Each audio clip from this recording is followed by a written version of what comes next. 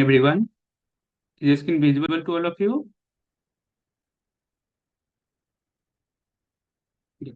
आज जो भी स्टूडेंट सब अभी तक नहीं जुड़े हैं, आप लोग जल्दी से मैसेज कीजिए। आज काफी इंपॉर्टेंट सेशन होने वाला है, तो सबके सब क्विकली ज्वाइन कर जाए, क्योंकि हम लोग अपना बैकएंड बनाएंगे और उसको फ्रंट एंड से बैकएंड बनाएंगे नहीं, बना बनाया बैकएंड का यूज करने वाले हैं। लेकिन बहुत सारी कॉन्सेप्ट यूज आप लोगों को यहाँ पे क्लियर होने वाला होगा। इंड पॉइंट क्या होता है, एपीआई क्या होता है, एपीआई के थ्रू हम डाटा फेच करेंगे और रियल टाइम एपीआई के थ्रू यूज करने वाले हैं हम लोग, और फिर एपीआई का भी यूज करेंगे। दोनों एपीआई को कैसे यूज करते हैं, क्या दोनों में अंतर होता है, ये सब चीजें देखेंगे। साथ ही साथ एक प्रॉपर प्रोजेक्ट भी बनाएंगे एपीआई को फेच करके, और क्या करेंगे, सामने एक यूआई के ऊपर प्रेजेंट करने वाले हैं। इसीलिए जितने भी स्टूडेंट्स हैं आप लोग के फ्रेंड सर्कल में, सबको बोलिए अभी के लिए ज्वाइन कर जाए। फ्रेंड सर्कल कहने का मतलब जो आपके सीएनसी में है सर, उन सबको ही करना है। ठीक है। अब देखिए यहाँ पे स्क्रीन दिख रहा होगा आप लोगों को। सबसे पहले हम लोग चलते हैं अपने फोल्डर के ऊपर। लोकल डी के अंदर आप लोगों का जो फोल्डर है, रिएक्ट जेएस दिसंबर 2023 के अंदर, कल हम लोग क्या किए थे, 9th एचटीटीपी रिक्वेस्ट के नाम से एक फोल्डर बना लिए थे। इसके अंदर फ्रंट एंड बैक एंड के नाम से एक फाइल बनाए थे, और बैक एंड में हम क्या किए थे, आप लोगों को दिखा दिए थे। बैक एंड के अंदर इसको पूरा हटाओ, ये पोस्ट को आप लोग को ये प्रोजेक्ट हम अपलोड करेंगे, दे देंगे एपीआई नाम का फोल्डर, वो आप लोग क्या करना, डाउनलोड कर लेना। बैकएंड के अंदर बस इतना है, कुछ नहीं रखना। इसके अंदर देखो एपीआई नाम का फोल्डर देंगे, बस ये रहना चाहिए बैकएंड के अंदर। ठीक है, ये पूरा होना चाहिए। अब क्या करना है, ये बैकएंड में रहने दो। कल क्या किए थे हम, 9th फोल्डर बनाए, और 9th एचटीटीपी रिक्वेस्ट के नाम से इस बैकएंड के अंदर एक एपीआई नाम का फोल्डर रखा हुआ है। इसके अंदर भी कई सारा फाइल्स है, और हो सकता है आपके पास नोड मॉड्यूल्स फाइल ना जाए, तो डाउनलोड कर लेना। वो चीज हम बताएंगे, बाद में देखेंगे। अभी बस आपके पास एक बैकएंड एक फ्रंट एंड, ये दो फोल्डर होना चाहिए। फ्रंट एंड में हम क्या किए, जैसे फ्रंट एंड के अंदर आए तो फ्रंट एंड को हम क्या किए, यहाँ पे फ्रंट एंड के अंदर नहीं गए, हम डायरेक्टली यहाँ से क्या किए थे, कल खाली जगह पे राइट क्लिक करके दो मोर ऑप्शंस किए, और इसी जगह पे ओपन विद कोड करके हम लोग क्या किए, बाइट के थ्रू एक फ्रंट एंड नाम का फोल्डर बना दिए। बाइट के थ्रू कैसे बनाए थे, सबको याद है। बाइट के थ्रू कैसे ऐप बनाए थे, याद है सबको।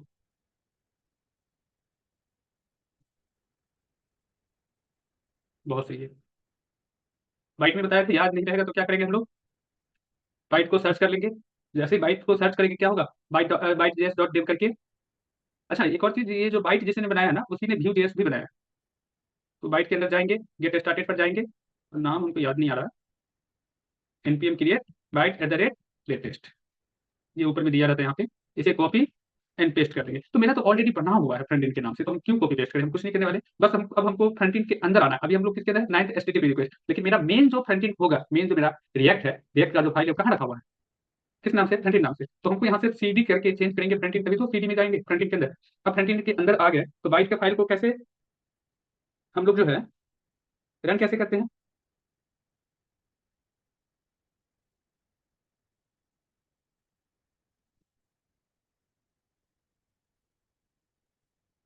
बताना जरा। NPM run time, good. और डायरेक्टली सीआरए के थ्रू अगर ऐप बनाते हैं तो क्या होता है, स्टार्टिंग कमांड हमारा, सीआरए के थ्रू अगर ऐप बनाओगे तो, सीआरए का फुल फॉर्म क्या है, एनपीएम स्टार्ट, सही है। एनपीएम रन स्टार्ट, ये भी सही है। दोनों में से कोई भी टाइप करो। सीआरए के थ्रू ऐप बनाते हो तो सॉरी, सीआरए का फुल फॉर्म क्या है, क्रिएट किया है आपने, सही है। तो यहाँ पे क्या लिखेंगे, NPM run Dave.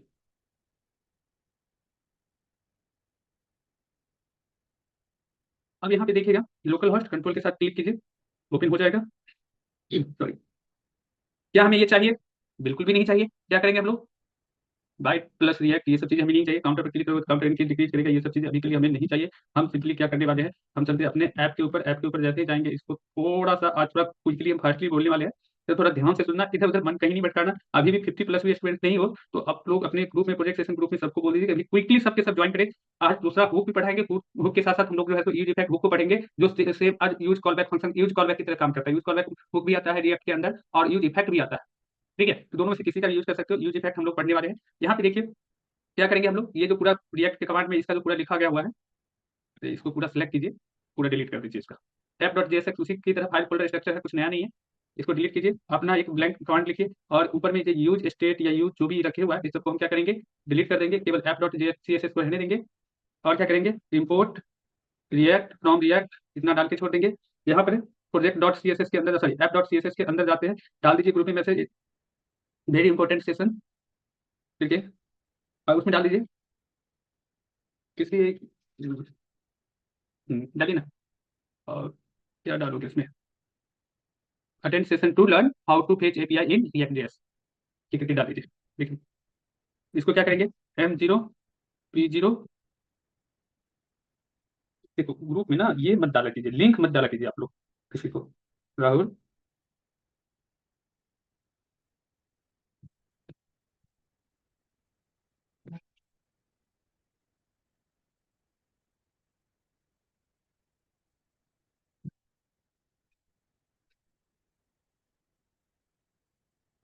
px box sizing border box, बहुत ही सिंपल से तरीके से।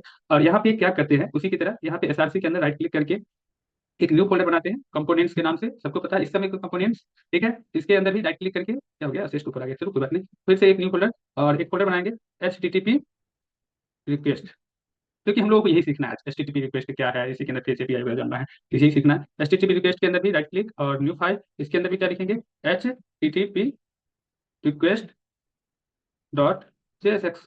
ठीक है, और इसका सी एस एस लेना हो तो फिर इसके अंदर भी न्यू फाइल क्या करेंगे, H T T P request dot C S S. चलो इससे कोई फर्क नहीं पड़ता, हमें C S S J S जो भी है सब सामने सही है, इसको भी बंद कीजिए, इसमें सी एस एस शायद ही यूज होने वाला है तो इसको भी बंद कीजिए। यहाँ पे क्या कीजिएगा, R F C E React function import, क्या है R F C React function component export कर देना है। फुल फॉर्म क्या होता है, रिएक्ट फंक्शन कंपोनेंट एक्सपोर्ट। आ गया कंपोनेंट लिखा हुआ, कंपोनेंट को क्या कर देना, डिव को क्विकली ब्लैक करके यानी कि ब्लैक फ्रेगमेंट बना लेना है, कंट्रोल एस करना है। अब यहाँ पे हम लोग क्या सीखने वाले हैं, सबसे पहला तो आप लोग क्या कीजिए, रिएक्ट के अंदर एक यूज स्टेट नाम का तो हम लोग यूज करते ही हैं, लेकिन आज हम लोग को क्या सीखना है, यूज इफेक्ट सीखना है। तो आज क्या करना है, यूज इफेक्ट भी जो है ना, कोई अलग से आपको इंस्टॉल करने की आवश्यकता नहीं होता है, कोई अलग से इंस्टॉल नहीं करना होता है। अच्छा, रिएक्ट का कॉमा कर देना, उसका रिएक्ट यूज इफेक्ट, या चाहे या फिर जैसे ये ऊपर में यूज इफेक्ट आ गया ना वैसे भी ला सकते थे, या फिर यूज स्टेट को जैसे नीचे यूज करते थे उसी तरीके से यूज स्टेट भी आ सकता है। हमें क्या करना होता है, चलो इसको हटाओ, एक काम करते हैं, बैक करते हैं, सिंपल तरीका, इसको और तरीके को सिंपल कर देते हैं। हमें क्या करना है, जो वीडियो अपना बंद रखना सब, एक H1 में डाल देते हैं, यूज इफेक्ट, टॉपिक का नाम देते हैं, सबसे ऊपर में देखना चाहिए। इसको क्या करेंगे, इस कंपोनेंट को ऐप डॉट जेएसएक्स के अंदर कॉल करेंगे, सबको पता है कैसे कॉल किया जाता है, क्या नाम दे रखे हैं, H T T P request. जैसे यहाँ पे टाइप करेंगे, सिलेक्ट करेंगे, ऑटोमेटिकली कॉल हो गया। क्या यहाँ पे किसी को कोई प्रॉब्लम है, आई डोंट थिंक कि कोई यहाँ पे किसी को कोई प्रॉब्लम होगा। ठीक है, इसके जस्ट नीचे बूट स्टेप इंस्टॉल कर लो आप फटाफट। बूट स्टेप सबको पता है कैसे इंस्टॉल करना है। जी जी, इफेक्ट को कॉल की तो टेक्स्ट तो आना चाहिए, इसमें टेक्स्ट नहीं लिखी क्या, इसमें के अंदर use effect H T T P request, सही तो है, यूज स्टेट का कोई जरूरत है ही नहीं, सॉरी, कुछ छूट रहा है क्या।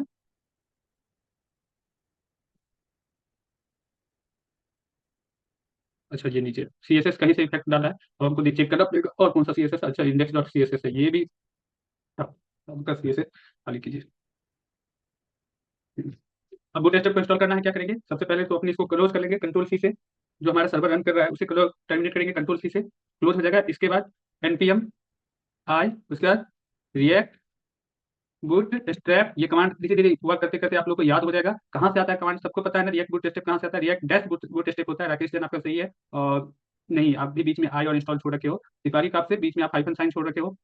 ठीक है, npm I react boot step, ये तो पता है सबको कहाँ से आता है कैसे लाते हैं, इंटर करते हैं ऑलरेडी, इससे पहले हम लोग कई बार देख चुके हैं, तो इसको क्विकली हम इंटर किए, ये थोड़ा सा टाइम लेगा, इंटरनेट स्पीड पे डिपेंड करता है। हाँ अब सही है, इंटर इंस्टॉल हो गया हमारा। इसके बाद ये जब इंस्टॉल हो जाएगा तो दूसरा कौन सा हमारे पास चाहिए, इसको कैसे यूज में कैसे लाते हैं, तो मेरा जो सीएसएस फाइल होगा ना उसे नीचे रखेंगे, बूट स्ट्रैप को हमेशा ऊपर रखना सीएसएस, क्योंकि मेरा खुद का सीएसएस ज्यादा इंपॉर्टेंट है मेरे लिए, ये चीज ध्यान रखना चाहिए। इंपोर्ट क्या करेंगे, डायरेक्टली इन्वर्टेड कॉमा के अंदर इसको इंपोर्ट करने वाले हैं, बूट स्ट्रैप को। ठीक है, 1 मिनट होल्ड करना जरा।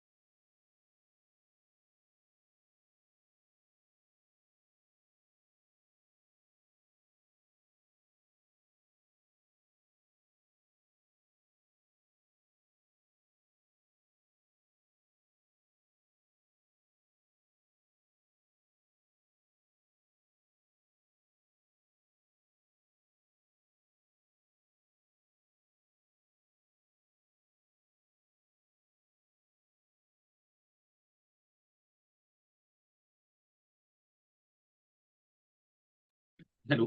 अब आ रहा है? देखो बूट स्टेप को तो हम लोग कॉल कर लेंगे ऐसे, इसमें किसी को कोई प्रॉब्लम नहीं है। पता कैसे चलेगा बूट स्टेप वर्क कर रहा है? तो इसके लिए अच्छा 1 मिनट को हम फॉन्ट ऑसम को भी इंस्टॉल कर ही लेते हैं, उसके बाद हम देखेंगे। और फॉन्ट ऑसम के लिए इंटर कर देते हैं npm i font dash awesome type करके। हाँ एट लेटेस्ट भी डाल सकते हैं, लेटेस्ट मत यूज कीजिएगा। लेटेस्ट कमांड हाँ वर्क करेगा, काम तो 4.7 वाला ही करेगा। ठीक है। अब इसके अलावा यहाँ पे एक और चीज आप लोग इंस्टॉल करना है, npm i जे को छोड़ो, आप लोग बाद में इसको यूज करेंगे। हम लोग क्या टाइप करने वाले थे? npm run dev। ठीक है, स्टार्ट हो गया। रिफ्रेश, देखिए यूज इफेक्ट ऊपर आ रहा है। आप चेक कर सकते हैं फॉन्ट ऑसम काम कर रहा है या नहीं।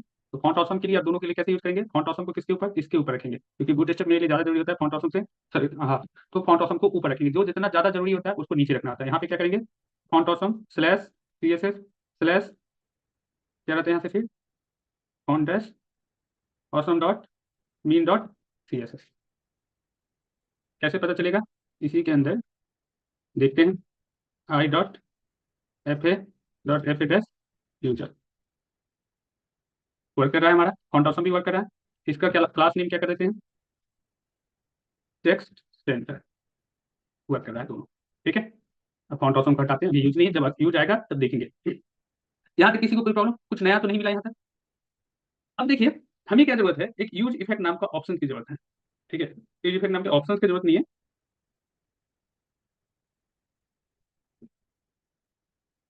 हमें यूज इफेक्ट नाम के एक हुक की जरूरत है। हम सिंपली यहाँ पर टाइप करेंगे यूज इफेक्ट। जैसे यूज इफेक्ट टाइप करके टाइप करोगे ऑटोमेटिकली देखो इंपोर्ट रिएक्ट वाला यूज इफेक्ट आ गया। क्योंकि रिएक्ट के अंदर का ही क्या है ये किसके डिपेंडेंसी? रिएक्ट के अंदर का ही खुद का ये क्या है? एक हुक है, रिएक्ट का खुद का हुक है, अलग से कोई हमें डिपेंडेंसी इसके लिए नहीं डाउनलोड करना पड़ता है। यूज इफेक्ट के अंदर जब भी यूज इफेक्ट पे वर्क करने जाओगे तो ध्यान रखना यूज इफेक्ट डायरेक्टली वर्क नहीं करेगा। यूज इफेक्ट के अंदर आपको एक कॉल बैक फंक्शन देना होता है, ये चीज ध्यान रखना। यूज इफेक्ट के अंदर क्या करना होता है? एक कॉल बैक नाम का फंक्शन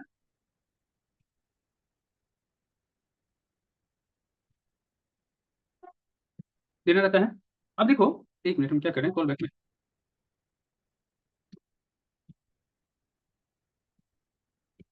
ठीक है, कॉल बैक को जब डालिएगा, कॉल बैक के अंदर आपको जो भी चीजें प्रिंट कराना है ना, हम सिंपल अभी के लिए अलर्ट कंसोल लॉग एबीसी कुछ भी जो भी लिखना चाहते हैं हम यहाँ पे टाइप कर देते हैं अलर्ट, ओके कर देते हैं, कंट्रोल एस। अब देखना ये ओके डायरेक्टली प्रिंट हो क्या गया। ठीक है, एनोनिमस फंक्शंस जो होता है ना विदाउट नाम का होता है, और कॉल बैक फंक्शंस जो होता है वो किसी फंक्शंस के अंदर लिखा जाता है। तो call back functions most of the time anonymous functions के रूप में यूज किया जाता है, क्योंकि उस फंक्शन का यूज उसी टाइम पे होता है जिस टाइम पे वो उसको यूज किया जा रहा है। उसको ये नहीं कि कॉल बैक के अंदर वाले जो फंक्शंस लिख रहे होते हो उसको ऐसा नहीं होता है कि उसे कहीं और पे कॉल करना होता है। अगर कहीं और भी उसको कॉल करना होगा तो फिर उसको नाम देकर के डिफाइन करेंगे। ठीक है, तो ये कॉल बैक फंक्शन क्या है? एक इनोनिमस फंक्शन है, यानी कि इसका कोई नाम नहीं, बस यूज हम कर लिए, फंक्शन डाल दिए, फंक्शन का साइन दिए, यूज हो रहा है। ठीक है, तो देखना यूज इफेक्ट क्या होता है। यूज इफेक्ट हुक को जब भी यूज करोगे ना, यूज इफेक्ट का बस इतना सा काम होता है कि जब भी पेज रेंडर होगा, पेज लोड होगा, जितनी बार पेज लोड होगा रिलोड होगा, ये खुद को बस ले आएगा। जैसे रिफ्रेश करेंगे इसके अंदर जो भी वर्ड होगा उसको ये क्या करेगा? प्रिंट कर देगा ऑनेस्टली। अगर इसके अंदर हम एबीसी कुछ भी लिख देते हैं तो इसको भी प्रिंट कर देगा, लेकिन एबीसी को बेचारा प्रिंट कहाँ करे? ये तो हम इसको लिखे नहीं कि एबीसी को प्रिंट कहाँ करना है। तो अगर हम इसको लिख देते कि एबीसी को डॉक्यूमेंट के ऊपर प्रिंट करो, ये क्या कर देगा? डॉक्यूमेंट डॉट राइट कर दे, राइट के अंदर एबीसी कंट्रोल एस, तो क्या प्रिंट करेगा ये? डॉक्यूमेंट के ऊपर। एक बार रिफ्रेश कीजिए, अरे ये रहा एबीसी एबीसी। अच्छा ये मत सोचना कि दो दो बार क्यों लिख रहा है, क्योंकि आपको पता है रिएक्ट के अंदर बहुत सारी वर्क ऐसा होता है जो टेस्टिंग के टाइम या कंसोल लॉग के टाइम जब हम लोग चेक कर रहे होते हैं तो वो 2 टाइम चीजों को वर्क करवाता है। उसके बाद जाकर के अगर हम उसको सही से ऑप्टिमाइज करते हैं तब जाकर के हमें जितनी टाइम चाहिए उतनी टाइम वो प्रिंट करता है रिजल्ट को। देख रहे हैं ना, चीजों को रिफ्रेश कीजिए, फिर से रिफ्रेश कीजिए, ओके कीजिए, ओके कीजिए, देखो 2 बार एबीसी एबीसी लिखा है। यानी कि जो भी काम करोगे ये हर बार खुद को क्या करता है? हर बार खुद को रेंडर रीजनरेट कर रहा होता है। जितनी बार पेज रेंडर होगा या स्टेट अपडेट होगा उतनी बार खुद को ये प्रिंट कर देगा, उतनी बार ये क्या करेगा? खुद को प्रिंट करेगा। जैसे स्टेट क्या अपडेट होता है, जैसे आप लोग यूज स्टेट फंक्शंस पढ़े, उसमें क्या था कि किसी बटन पे क्लिक करे थे, बीजी चेंजर हम लोग बनाए, तो वहां पे क्या होता है कि एक बैकग्राउंड का कलर चेंज, ब्लू डाले तो ब्लू, ग्रीन डाले तो ग्रीन, येलो डाले तो येलो। तो बैकग्राउंड चेंजिंग होना भी क्या हुआ? पेज का एक स्टेट चेंजिंग ही तो हुआ ना। ब्लू वाले पे क्लिक करे तो पेज कलर ब्लू हो जा रहा है, तो क्या हुआ? पेज का जो पहले से व्हाइट कलर था उसका स्टेट चेंज होकर के क्या हो गया? ब्लू में चला गया। ब्लू से ग्रीन कर सकते हैं, येलो कर सकते हैं, कोई भी कलर कर देते, तो वहां पे बेसिकली तो जितनी बार किसी बटन पे क्लिक किए कुछ एक्स्ट्रा एक्टिविटी निकल के आ रहा है, उसकी वजह से पेज पे कुछ भी चेंजिंग हो रहा है, तो वो क्या किया? पेज का स्टेट चेंजिंग कहलाएगा। ठीक है, किसी भी फंक्शनलिटी की वजह से पेज के ऊपर कुछ नया इफेक्ट डाल रहा है तो क्या कहलाएगा? पेज का स्टेट चेंजिंग कहलाएगा। और जितनी बार वो स्टेट चेंजिंग कराएगा, ठीक है, हम अभी के लिए डॉक्यूमेंट डॉट राइट को यहाँ से रिमूव कर देते हैं, ओके ही रहने देते हैं। जितनी बार पेज के ऊपर हमारे स्टेट में चेंजिंग होगा उतनी बार यूज इफेक्ट क्या कहेगा? हम भी चेंज होंगे। हम भी sorry, ये कहेगा हम चेंज नहीं होगा, हम फिर से खुद को प्रिंट करेंगे, रीजनरेट करेंगे। इसके अंदर जो भी चीज़ होगा वो आपको फिर से क्या करेगा, रेंडर करके स्क्रीन के ऊपर देगा। स्क्रीन के ऊपर आप इसमें ला सकते हो, इसको कंसोल लॉग के अंदर ला सकते हो। इसमें कुछ भी रिजल्ट हो सकता है, आगे चल के और भी फंक्शंस वगैरह को हैंडल करेंगे। कुछ अगर इसके अंदर फंक्शंस हमें जनरेट करना हो, डालना हो, तो वो सब चीज़ें देखेंगे। तो मान लो कि हम यहाँ पे क्या करते हैं, एक बटन बना देते हैं। किस नाम से बटन बनाते हैं? बटन को हम लोग इंपोर्ट कर सकते हैं बूटस्ट्रैप से। केवल बटन हम टाइप किए और मेरा बटन आ गया। कैसे हुआ ऐसे? यहाँ पे क्या करेंगे, ब्रैकेट सॉरी एंगल ब्रैकेट को शुरू किए, बटन, जैसे ही बटन टाइप किया, देखिए बटन डैश बूटस्ट्रैप लिखा हुआ है। इट मींस अगर हम टाइप करेंगे बूटस्ट्रैप को हम ऐड कर रखें तो क्या होगा, बटन नाम का जो कंपोनेंट्स होगा ऑटोमेटिकली यहाँ पे कॉल हो जाएगा। तो बटन को प्रेस किए, देखिए बटन मेरा कॉल हो गया। Import button from button, button from bootstrap automatically लिखा गया। बटन को क्लोज कीजिए, बटन लास्ट में आ गया। बटन के ऊपर हम डाल देते हैं लॉगिन। बटन के ऊपर क्या डाल देते हैं, लॉगिन। क्या बटन में कोई स्टेट वगैरह चेंजिंग हो रहा है? नहीं चेंजिंग हो रहा है। बटन के अंदर इसको क्लास दे दीजिए थोड़ा सा, क्लास नेम इक्वल टू, देखो अभी तक बहुत ही सिंपल सिंपल चीजें चल रहा है। अभी आपको कुछ भी ऐसा नहीं आ रहा है, बटन डैश प्राइमरी डाल रहे हैं, ऐसा कुछ भी नहीं आ रहा है जिससे आपको समझ भी नहीं आ रहा होगा। ठीक है, लॉगिन बटन बटन, ठीक है। प्रॉब्लम कहाँ है इसे?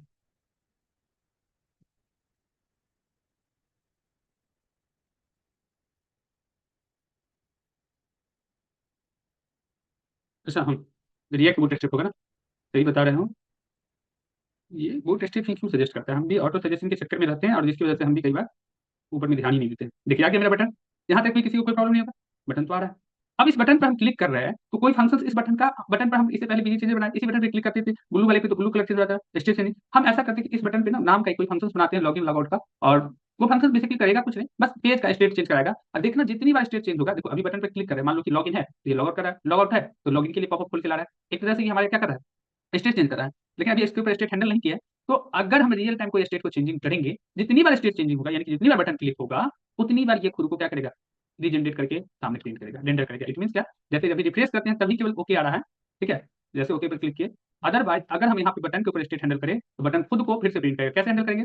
तो बटन के ऊपर हैंडल करने के लिए, स्टेट हैंडल करने के लिए हम लोग को क्या करना पड़ता है, किस किस का यूज करना पड़ता है स्टेट को हैंडल करने के लिए, बताना जरा एवरीवन।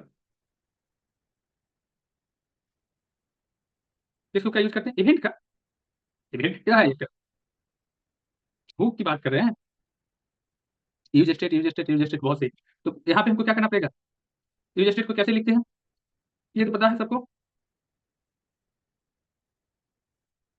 कॉन्स्ट,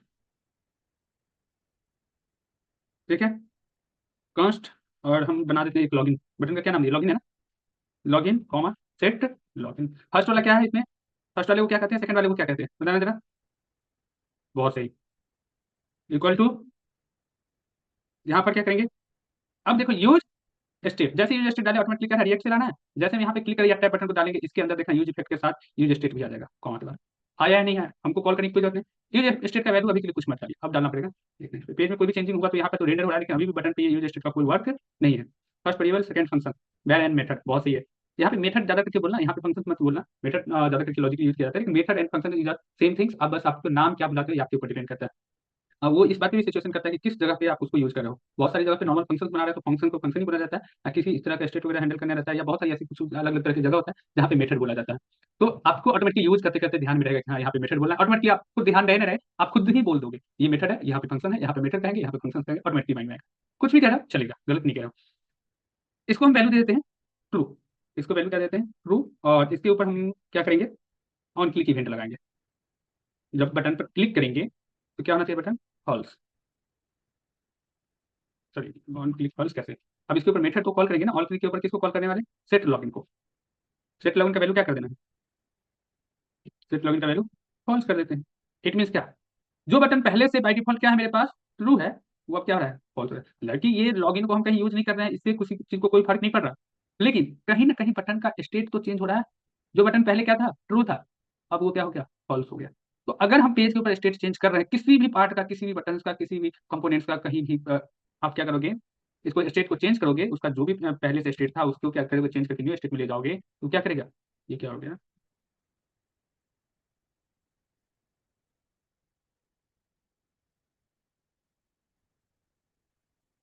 कहाँ छूट गया।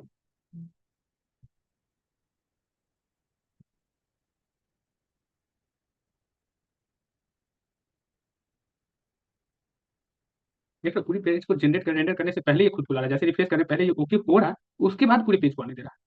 ठीक है, use state use state direct डाल on click equal to set. अरे हाँ, क्या कर रहे हैं, इसको डायरेक्टली थोड़ी ना बुलाना है, कॉल बैक फंक्शन के अंदर देना है ना।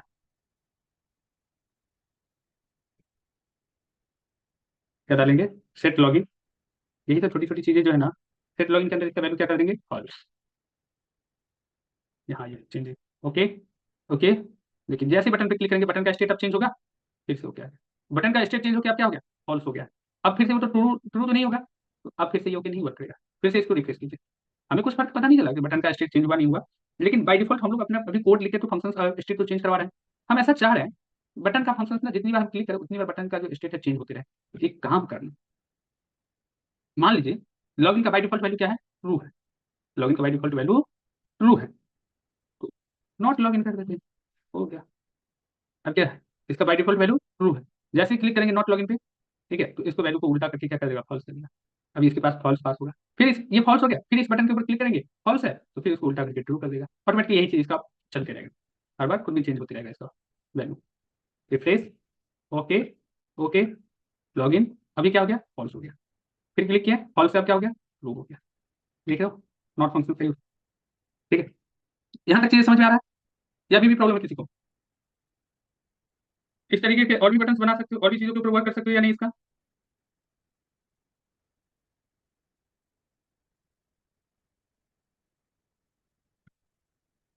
क्लियर है। चलिए एक और बटन बनाते हैं, इसको भी चेंज कर दीजिए, एक लॉग आउट का बनाते हैं,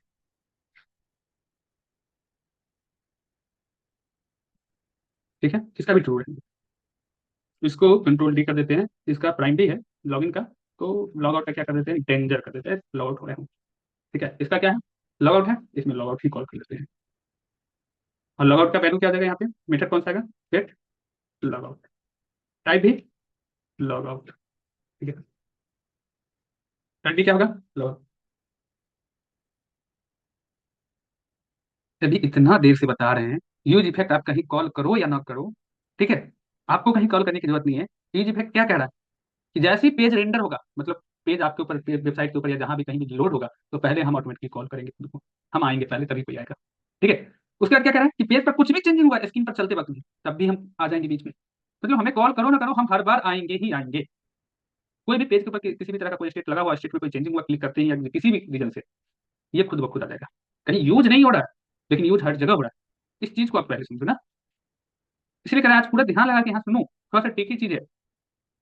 चलिए अब देखते हैं ऑप्शन के ऊपर क्या गया, ओके ओके, मेरा लॉगआउट बटन आ गया, कोई नहीं, लॉगआउट बटन में थोड़ा सा स्पेस दे देते हैं, ME2, मार्जिन 2, थोड़ा सा ओके ओके। जब देखते हैं जितनी बार पेज रेंडर हो रहा है वहाँ चेंजिंग करें तो पेज उतनी बार रेंडर होकर मिलता है, जितनी बार रेंडर होता है उतनी बार क्या होता है मेरे पास, use effect just okay okay को लेके आ जाता है। इस बार टाइमिंग के लिए यूज करते हैं तो वहाँ पे एक टाइमिंग सेट कर जाता है कि यूज इफेक्ट इतना देर बाद आना, ठीक है। लेकिन रुकिए, इसका दूसरा यूज है, कॉलबैक में कॉलबैक करते हैं। अभी एपीआई यूज में इसको बहुत तगड़ा वाला यूज है, इसीलिए इसको पहले बता रहे हैं, लग रहा है आज आपको एपीआई नहीं बनाने दोगे, इतना टाइम इसमें मिल लीजिएगा। अब क्या करना है, लॉगिन पर क्लिक करें तो भी मेरा ये स्टेट आ रहा है, लॉगआउट पर क्लिक करें तब भी आ रहा है। सर अगर ये हमेशा किसी भी तरह का पेज चेंजिंग हो और हर स्टेट पे ये खुद को ला रहा है, तो ऐसा जरूरी तो भी नहीं है कि हमें हमेशा लॉगिन पर चाहिए ही चाहिए पॉपअप कराना। हमको तो केवल लॉगआउट पे चाहिए कि are you sure want to log out this, हम केवल लॉगआउट पे चाह रहे हैं, लॉगिन पे नहीं चाह रहे हैं। अब क्या करें बताओ, लॉगिन पे तो बहुत खुशी की बात है कि लॉगिन कीजिए, मेरी वेबसाइट में आईडी वगैरह बनाइए, लॉगिन कीजिए, बहुत अच्छी बात है, देखिए मेरी वेबसाइट को विजिट कर रहे हैं, पढ़ रहे हैं, तो अच्छी बात है। लेकिन लॉगआउट के टाइम तो एक बार पूछते हो ना, are you sure want to click want to log out या कुछ भी, हमको केवल लॉग आउट पे बुलाना है इसको, लॉगिन पर नहीं बुलाना है। अब क्या करें बताओ। तो यूज इफेक्ट फंक्शंस में अभी हम आधा ही बताया, यूज इफेक्ट में क्या होता है, कभी भी यूज इफेक्ट में दोगे ना कॉल बैक देना, तो कॉल बैक के साथ ही जहाँ पे कॉल बैक इंड होता है वहीं पे बगल में क्या करना है, कॉमा करके आपको स्क्वायर ब्रैकेट देना रहता है। किसका देना रहता है, स्क्वायर ब्रैकेट। स्क्वायर ब्रैकेट जैसे ही दे दीजिए, इसका मतलब क्या हुआ कि जितने भी स्टेट है ये किसी भी स्टेट को वर्क नहीं करेगा। तो बाय डिफॉल्ट यूज स्टेट का लिखने का तरीका भी यही होता है, सिंटेक्स लिखने का यही है यूज इफेक्ट का। और सिंटेक्स क्या होता है और स्टेटमेंट क्या होता है, वो आप लोगों को प्रोग्रामिंग साइट के यूट्यूब चैनल पर देखिए, जावास्क्रिप्ट का वीडियो नंबर 2 है, उस पर कितने अच्छे से बता रखे हैं। सिंटेक्स क्या है, ये पूरा का पूरा एक सेंटेंस है, लेकिन प्रत्येक सेंटेंस में क्या होगा, ये एक लाइन का स्टेटमेंट है, ये भी क्या है, एक लाइन का स्टेटमेंट है। और ये तो पूरा हम यहाँ से यहाँ तक लिख रहे हैं, ये क्या है, अपने आप में पूरा का पूरा एक सेंटेंस है। और इसके अंदर क्या कर सकते हैं, ये स्टेटमेंट है, ये स्टेटमेंट है, ये भी स्टेटमेंट है। ये पूरा अपने आप में एक स्टेटमेंट भी हो सकता है और सेंटेंस भी हो सकता है। वहाँ पे बहुत अच्छे से चीज़ों को समझा, इसलिए कहते हैं कि देख लिया करिए जावास्क्रिप्ट का इंटरव्यू पर्पस के लिए, शॉर्ट शॉर्ट ज़्यादा लॉन्ग एक दो वीडियो लॉन्ग रहेगा, उसका थोड़ा सा कम ही वीडियो डालेंगे, तो उसको देखते रहिए। फिर यहाँ पे जब प्रिपरेशन करवाएंगे तो वहाँ से क्वेश्चन पूछेंगे, जैसे इंटरव्यू में आपको काफी हेल्प मिलेगा। आज भी 9:30 बजे एक वीडियो लाइव होगा, तो जाके देख लेना जावास्क्रिप्ट का थर्ड वीडियो, ठीक है, बस सब्सक्राइब भी कर लेना चैनल को, आप लोग करते नहीं हो सब्सक्राइब, नहीं तो अभी तक सब प्रोग्रामिंग साइट पे। हाँ हाँ हाँ हाँ, टाइम निकाल के देखना, ये नहीं कि देखिए क्लास मेन पढ़ने के लिए ही जाना है। अरे अब सही हो गया होगा वॉइस, आई थिंक 1 मिनट के लिए वो आया था, नेट थोड़ा सा वीक हुआ था, फिर सही हो गया। अब देखिए, जैसे हम ये स्क्वायर ब्रैकेट डाले ना, इट मीन क्या कि यूज इफेक्ट क्या कर रहा है, अब बस पेज के रेंडर होने पे ही वर्क करेगा, किसी स्टेट चेंजिंग पर वर्क नहीं करेगा। स्क्वायर स्क्वायर ब्रैकेट का मतलब क्या हो गया, यूज इफेक्ट अब बस पेज के रेंडर होने पे, पेज जब अपलोड अब फर्स्ट टाइम चलेगा या रिफ्रेश होगा, वाइट ब्रेक ही हो रहा है, नहीं तो एवरीवन बिल्कुल भी नहीं आ रही है। क्या बात करते हो,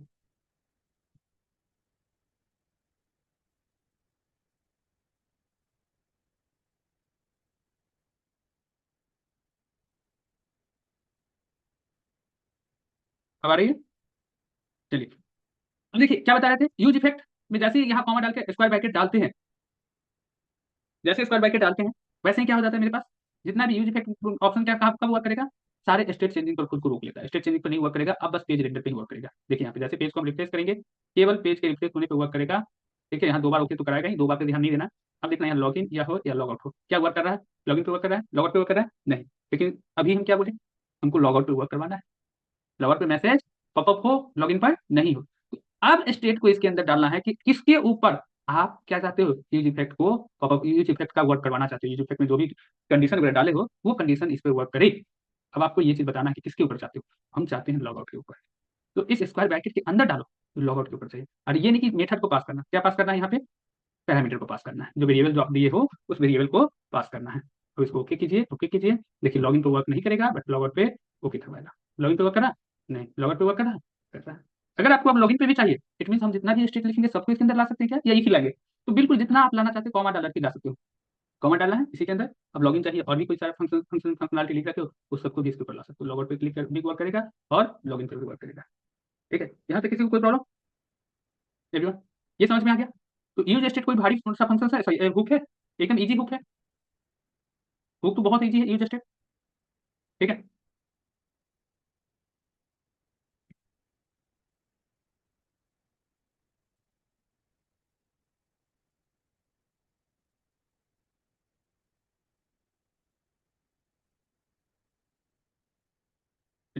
एक काम करो, आप लोग अब जरा जेक्वेरी को इंस्टॉल कर लीजिए। क्यों करना है जेक्वेरी इंस्टॉल, तो हमें जरूरत पड़ने वाला है, इसीलिए हम यूज करने वाले हैं। ठीक है, जेक्वेरी को कैसे, सिंपल टाइप कर दीजिए npm i जेक्वेरी, बस इतना ही कर देना।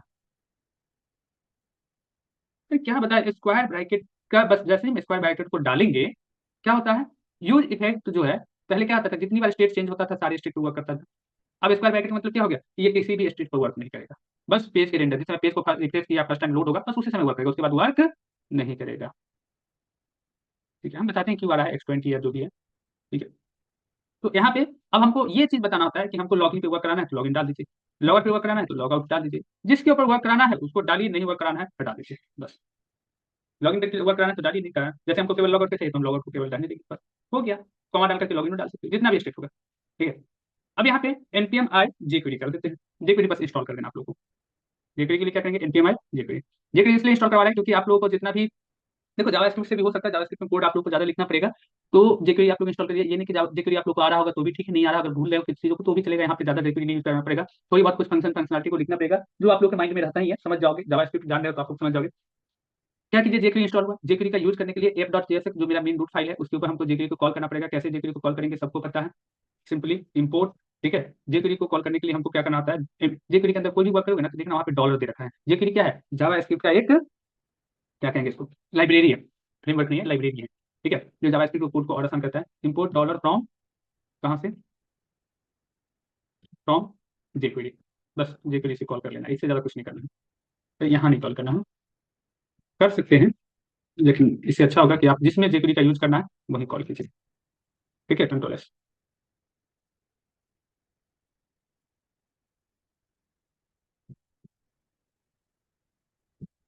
अब इसको एक काम कीजिए, npm रन डेव, फिर से रन कर देते हैं।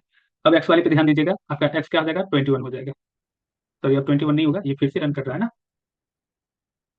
ये फिर ओके, लॉग आउट पे वर्क कर रहा है, लॉग इन पे वर्क नहीं करेगा।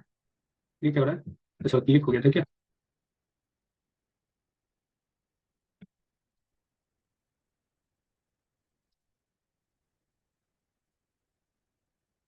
ठीक है। अब देखिए यहाँ पे हम एक बटन बनाते हैं फिर से। ठीक है, बटन फिर से बनाइएगा। इस पर हम टाइप करते हैं क्लिक मी। यहाँ भी ME2 कर देते हैं। बटन का कुछ भी आईडी डाल दीजिएगा। ID equal to my BTN। ठीक है, कुछ भी आईडी।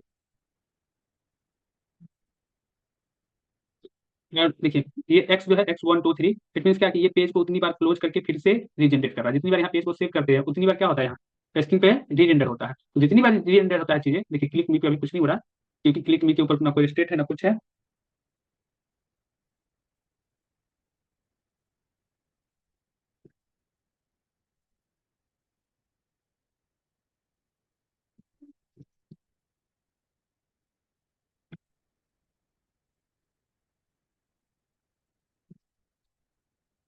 एक और यूज इफेक्ट हम लोग बनाते हैं, इस दोनों को हाइड कर देते हैं थोड़े टाइम के लिए।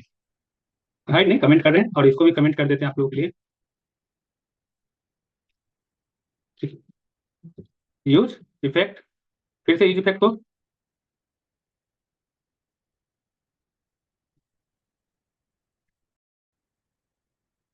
यूज इफेक्ट डालें। जैसे यूज इफेक्ट को डालेंगे इसके अंदर फिर से कॉल बैक, कॉल बैक के अंदर जो भी देना हो आपको फंक्शंस वगैरह डाल देना। इसके अंदर इस बार अलर्ट हम डायरेक्टली नहीं लेंगे, इस बार अलर्ट को हम लेंगे, लेकिन हम अलर्ट को क्या चाहते हैं यहाँ पे आईडी के थ्रू कॉल कर लें। इसका आईडी क्या दे रखें? देखो कंप्यूटर इसके थ्रू अगर आईडी इसको कॉल करना हो जावास्क्रिप्ट के थ्रू, तो इस आईडी को यहाँ पे कैसे पकड़ोगे? फंक्शन के अंदर अगर हम डायरेक्टली इस बटन का आईडी कहें यहाँ पे पकड़ने के लिए, तो आप लोग किस क्या करते हैं, स्टेटमेंट क्या लिखोगे, सेंटेंस क्या होगा आपका? सेंटेंस लिखोगे ना। तो सेंटेंस कैसे लिखेंगे कि हमारे बटन का जो भी आईडी है उसको हम कहीं भी आईडी के ऊपर कुछ भी, किसी भी आईडी के ऊपर देखते हो ना, डायनेमिक बनाना, उसका कंटेंट चेंज करना हो तो हम लोग किस सेंटेंस का यूज करते हैं? कोई बता सकते हैं? Document dot get element by ID. ठीक है, ठीक है, चलिए वहां पे document dot get element by ID, उस आईडी के ऊपर हमको ऑन क्लिक इवेंट लगाना हो तो जे क्वेरी बस इतना ही कहता है। अगर आप जे क्वेरी यूज कर रहे हैं सिंपल सा, तो डॉलर लिखिए। ठीक है, हम क्या किए, जे क्वेरी को यहाँ यूज कर रखे हैं, इंपोर्ट कर रखे हैं। डॉलर लिखिए, आप लोग कुमार सर से पढ़े भी हैं जे क्वेरी को, वहां पे देखे भी होगा। डॉलर लिखिए और डॉलर के अंदर आप इसका क्या आईडी देखते हैं, माई बटन है ना, डबल इन्वर्टेड कमा के अंदर सर एक ब्रैकेट शुरू कीजिएगा, पैरेंथेसिस से स्टार्ट कीजिएगा, इन कीजिएगा, उसके अंदर डबल इन्वर्टेड कमा के अंदर टाइप कर दीजिए माई BTN। ये पकड़ लिया, हैशटैग आईडी है तो हैशटैग, क्लास रहेगा तो डॉट। इसके ऊपर क्या करना है आपको, इसके ऊपर क्या करना है आपको, क्लिक करना है ना। ऑन क्लिक यहाँ नहीं लिखना है, ऑन क्लिक लिखोगे तो फिर लिखने का तरीका अलग हो जाएगा। ऑन लिखने के बाद फिर क्लिक को क्या करना पड़ेगा, इसके अंदर क्लिक लिखना पड़ेगा। ठीक है, ऐसे लिखना पड़ेगा, और फिर इसके अंदर से भी कॉल बैक फंक्शन देना पड़ेगा। इट मीन आप कॉल बैक फेल में जा रहा है फंक्शन। ठीक है, अब क्या करवाना है आपको, प्रिंट कराना है। क्या प्रिंट कराना है, अलर्ट कराना है जब कोई बटन पे क्लिक करे तो। उस पर किस बटन पे, जिसका आईडी माई BTN है, उसके ऊपर जब कोई क्लिक करे तो क्या प्रिंट हो जाना चाहिए? Okay, control S, refresh. अब देखिए क्या हो रहा है, यूज इफेक्टिव हुक तो है। अब कहाँ पेज को रेंडर होते ही आ रहा है, अब तो नहीं हो रहा है। अब कब आएगा, क्लिक मी पर क्लिक करेंगे तब, यानी कि अब इस बटन पर क्लिक करेंगे तब जा करके ये आएगा। इस बटन पे हमें कहीं नहीं लिखना पड़ा ऑन क्लिक करो, इस बटन के अंदर कहीं लिखना पड़ा ऑन क्लिक, ये क्लिक जो भी है।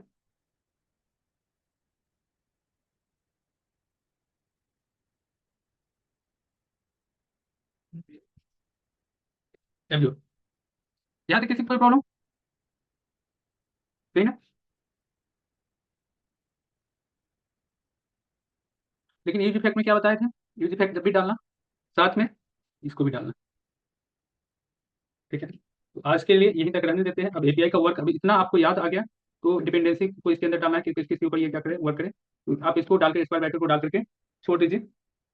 हम लोग क्या करेंगे, कल के डेट में देखेंगे इसके अंदर। अब इस चीज इफेक्ट का कैसे हम एपीआई हैंडल में वर्क करने वाले हैं, ये कल हम लोग देखने वाले हैं पूरी तरीके से। अच्छा, जिस चीज का MongoDB इंस्टॉल वगैरह नहीं हो रहा है, ठीक है, एजेक्स रिक्वेस्ट वगैरह जो है इसी के ऊपर लाने वाले हम लोग।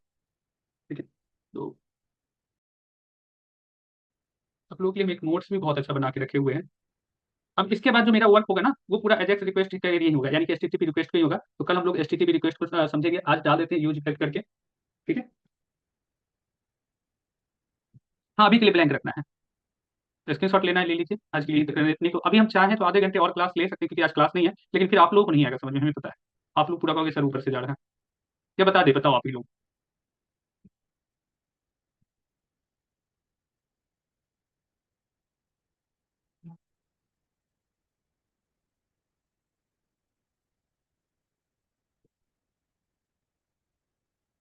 50-50% जा रहे हो आप लोग, बता दो नहीं सर।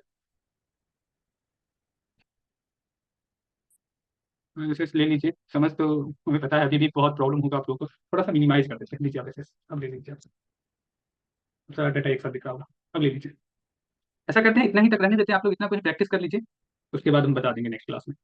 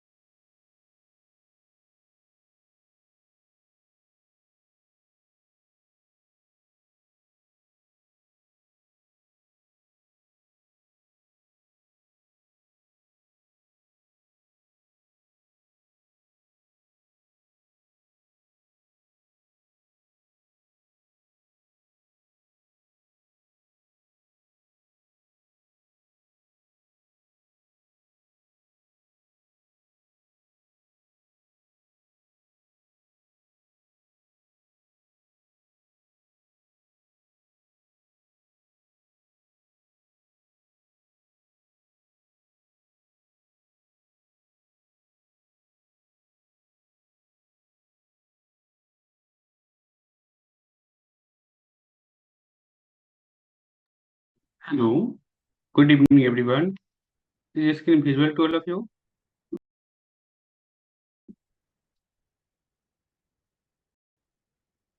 Good evening. चलिए स्टार्ट करते हैं आज का सेशन। आज हम लोग क्या करने वाले थे, प्रॉपर एक प्रोजेक्ट को बना के देखने वाले थे, एपीआई बना के एपीआई को फेच करने वाले थे। तो हम लोग क्या करेंगे, एपीआई को कैसे फेच करेंगे। सबसे पहले हम लोग अपने प्रोजेक्ट के ऊपर चलते हैं, जिसपीसी में लोकल टेक्स्ट डी के ऊपर जाते हैं। रिएक्ट जेएस दिसंबर 2023 इसके अंदर 9th एचटीटीपी रिक्वेस्ट, इसको ओपन कर लेते हैं।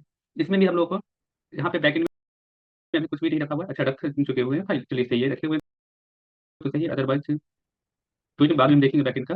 फ्रंट एंड पे चलते हैं, ठीक है। और फ्रंट एंड में हमें क्या करना है, खाली जहाँ राइट क्लिक करना है, शो मोर ऑप्शंस, ये हमारा रिएक्ट का प्रोजेक्ट पूरा ओपन हो गया। इसके अंदर क्या करेंगे, ओपन विद कोड। कल हम लोग यूज इफेक्ट को समझे थे। यूज इफेक्ट में देखो, आप में से कई लोगों को जेक्वेरी में प्रॉब्लम आ रहा है। जेक्वेरी का कितना सिंपल सा तरीका होता है। तो जेक्वेरी को क्या करना है, सबसे पहले इंस्टॉल करना है। सबसे पहले तो एसआरसी को अब क्या करना है, ऐप डॉट जेएस ब्राउज कीजिए। ऐप डॉट जेएस में आ जाइए। सबसे जूम कर देखिए, कोड सही दिखाई, जूम करना पड़ेगा। सॉरी, कंपोनेंट्स में आते हैं, H T T P request dot JS और F dot J S X दोनों ओपन करके छोड़ देते हैं इसको ऐसे। अब हमारा ये तो ओपन हो गया। ठीक है, थोड़ा सा जूम कर चुके हैं। अब जब हमारा ये फाइल ओपन है, तो देखो इस पे आप लोग क्या बताए थे, इसको इंस्टॉल करने के लिए कैसे, जब से हम लोग टर्मिनल को ओपन करते हैं, न्यू टर्मिनल पे क्या टाइप करेंगे जेपीडी के लिए, कमांड बताइएगा जरा, जेपीडी का कमांड क्या दिए थे आप लोगों को, npm i जेपीडी। मेरे में इंस्टॉल है तो क्या हम इंस्टॉल करेंगे फिर से, नहीं, सिंपली इंटर कर देना, आपका जेपीडी इंस्टॉल हो जाएगा, जेपीडी डिपेंडेंसी जेपीडी का इंस्टॉल हो जाएगा। अब देखिए npm फंड मेरे में इंस्टॉल हो चुका है, सिंपल सा कमांड। इसका क्या करेंगे, cls करते हैं, फिर पूरे सबको क्विकली फास्टली ज्वाइन करने के लिए सब जो है ना, क्या ही करें हम, npm रन, क्या टाइप करेंगे, किसके थ्रू बना हुआ है मेरा ये फाइल, बाइट के थ्रू, तो npm रन टाइप कर दीजिएगा, डेवलप हो जाएगा ये, कंट्रोल के साथ क्लिक कर दीजिए, ओपन भी होगा, ओपन भी हो गया, देखा ना नीचे रेड साइन आ रहा है। ठीक है, क्लिक मी पर क्लिक कर रहे हैं तब जाके ये हमारा ओपन कर रहा है, क्यों, ये बटन क्लिक मी पे क्लिक करने के बाद ही क्यों आ रहा है, उससे पहले क्यों नहीं आ रहा, बाई डिफॉल्ट यूजी पैक में क्या होता है, जब भी पेज रेंडर होगा, जैसे पेज यहाँ पे चल के दिखेगा, आएगा, ओपन होगा, फर्स्ट टाइम रेंडर होगा, उसी समय आपको ये अलर्ट बॉक्स आना चाहिए, लेकिन हम क्या कर रखे हैं, यूज इफेक्ट तो अप्लाई कर रखे हैं, यूज इफेक्ट में ये भी बता रखे हैं कि ओके आना है या जो फंक्शन है इसमें डला रहेगा, लेकिन इसमें क्या किया, जेक्वेरी का यूज करके डायरेक्टली माई बटन को सिलेक्ट कर लिया। अगर माई बटन को हमें बाय डिफॉल्ट नॉर्मल जावास्क्रिप्ट लिखना पड़ता है तो क्या हम लिखते हैं यहाँ पे, let my BTN equal to document dot get element by ID. ठीक है, ये पूरा हमें लिखना पड़ता है, फिर इसके अंदर आईडी के थ्रू इसमें डालते हैं, कैसे, क्या नाम है, माई बीटीएन, बटन का जो आईडी है, इसको हम क्या करते हैं, यहाँ सेलेक्ट करते हैं, स्टोर करवाएं। अब फिर यहाँ से अगर हमें ऑन क्लिक होना करना होता तो हम क्या करते हैं, जावास्क्रिप्ट की नॉर्मली फाइल में जावास्क्रिप्ट अगर हमें लिखना होता तो माई बीटीएन डॉट क्लिक, ठीक है, क्लिक मेथड है, और इसके ऊपर जाकर के फिर हम ये सारी चीज़ों को अप्लाई करते हैं, क्लिक मेथड के ऊपर कौन सा मेथड अप्लाई करते हैं, अलर्ट को टाइप कर देते हैं, अलर्ट, ओके,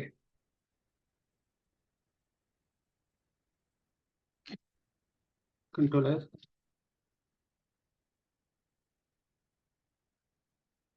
ये जा नहीं रहा, ये क्लिक बाई डिफॉल्ट रुका हुआ ही रह गया, इस पे इसको छूट रहा, आई थिंक पैंथेसिस, पैंथेसिस के अंदर कहीं तो लिखे ब्लॉक डाल देते हैं,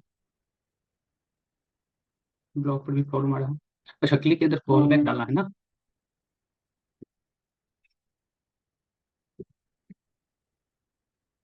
कॉल बैक फंक्शन के अंदर अलर्ट, और इसके अंदर ओके, सिंपल जावास्क्रिप्ट यूज कर सकते हैं, तभी रुका हुआ है, रिफ्रेश, सही है, क्लिक, अब नहीं आ रहा, अब क्या हुआ, कॉल बैक के अंदर तो सही है, एक काम करते हैं, बटन मेरा क्लिक ले रहा है या नहीं इसको चेक करते हैं,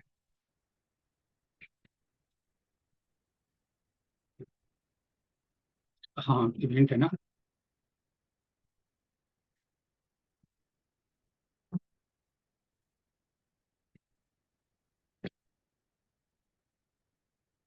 इवेंट लिसनर का हम सिंटेक्स भूले हुए हैं, हमें फिर इसका सिंटेक्स भी देखना पड़ेगा,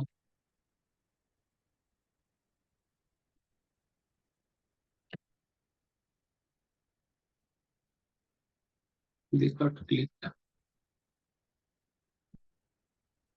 अलर्ट, ओके,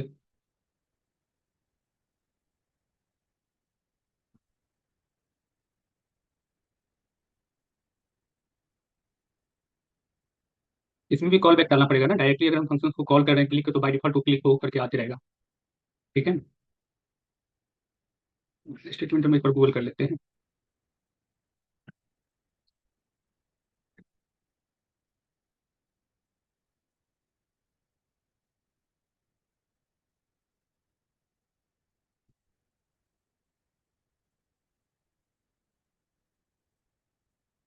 देखते एक बार,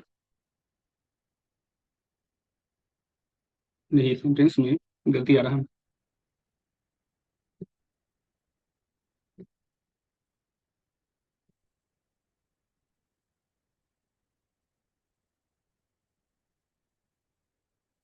हाँ सही है, ये इस तरीके से एड इवेंट लिसनर का तरीका वही ऊपर वाला ही रखना पड़ेगा। अच्छा सुरेश साक्षी पांडे, हाँ आप भी सही भेजे हो, कॉमा छूट गया आपने भी, तो फिर नहीं लेगा कॉमा के बाद, ठीक है, यहाँ पे कॉमा चाहिए चाहिए, देखिए, तो ऐड इवेंट लिस्टनर ये सारी चीज़ें हमें डालना पड़ा। वह वहीं पे हम जेक्वेरी का यूज़ किए तो डायरेक्टली हम यहाँ पे क्या डाल दिए, ऑन क्लिक कीजिए और ये फंक्शंस को कॉल कर लीजिए। हमें कितना सारा कोड बचा दिया। एक तो इसको बटन को अपने एक वेरिएबल के अंदर स्टोर करने से हमको बचाया। डायरेक्टली माय बटन आ गया यहाँ पे और इस पे ऑन क्लिक अलर्ट डाल दिए। तो बस यही है, जिसका अगर जेक्वेरी से नहीं प्रॉब्लम सॉर्ट आउट हो रहा है, तो वो इस तरीके से यूज़ कर सकते हो। इसको एक आईडी में ले आइए, आईडी को फिर इवेंट लिस्टनर में लाइए और फिर उसके थ्रू अलर्ट करवाइए। ट्राई करने के लिए आप ये भी तरीका यूज़ कर सकते हो, जिसको लग रहा है कि नहीं हमको पूरा जेएस से ही करना है काम, तो कर सकते हो कि जेक्वेरी यूज़ करना चाहिए। ठीक है? आप कहोगे जी तो जी हमें भी उतना ज़्यादा याद नहीं रहता है, ध्यान नहीं रहता है, लेकिन जितना हमें काम होता है ना, उसका हम यूज़ कर लेते हैं। अगर नहीं भी होता है तो क्विकली रहता है माइंड पे किस तरीके की चीज़ें यूज़ होगा, क्विकली गूगल कर लेते हैं। तो देखिए, कल हम लोग ऐड इवेंट लिस्टनर का 2 तरीके से देखे, तो आप लोगों को ये तरीका नहीं, jQuery वाला तरीका यूज़ करना है। हम jQuery को क्या करते हैं, अभी यहाँ पर से कमेंट आउट जो कर रखे हैं, इसे फिर से वापस ले आते हैं। आप लोग अपना-अपना वीडियो प्लीज़ बंद रखना, ठीक है? Control S. अब देखिए, अब हम लोग आते हैं एपीआई वगैरह को बनाने और उसको कॉल करने पे, ठीक है?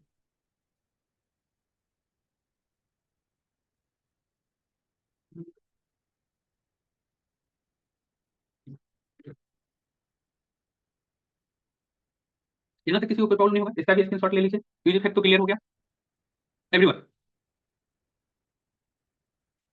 अब चलते हैं एपीआई के ऊपर। अब आप लोगों से 2 फ़ोल्डर बनवाए थे यहाँ पे। एक किस नाम से? बैकएंड नाम से। मान लो बैकएंड नाम से मेरे पास फ़ोल्डर यहाँ पे नहीं होगा, तो अभी क्या करना पड़ेगा?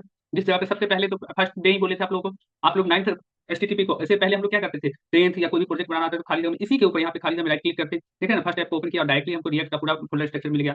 किसी भी एक को ओपन किया फोर्थ को, तो इसी के अंदर फ़ोल्डर स्ट्रक्चर मिल गया मेरे रिएक्ट का। लेकिन 9th ऐप के अंदर क्या बोले थे? कंट्रोल शिफ्ट एम कर लेना खाली जगह में और 9th 10th जो भी ऐप बनाना है, इस ऐप का नाम देकर के इसके अंदर 2 फ़ोल्डर बनाना है। एक किस नाम से?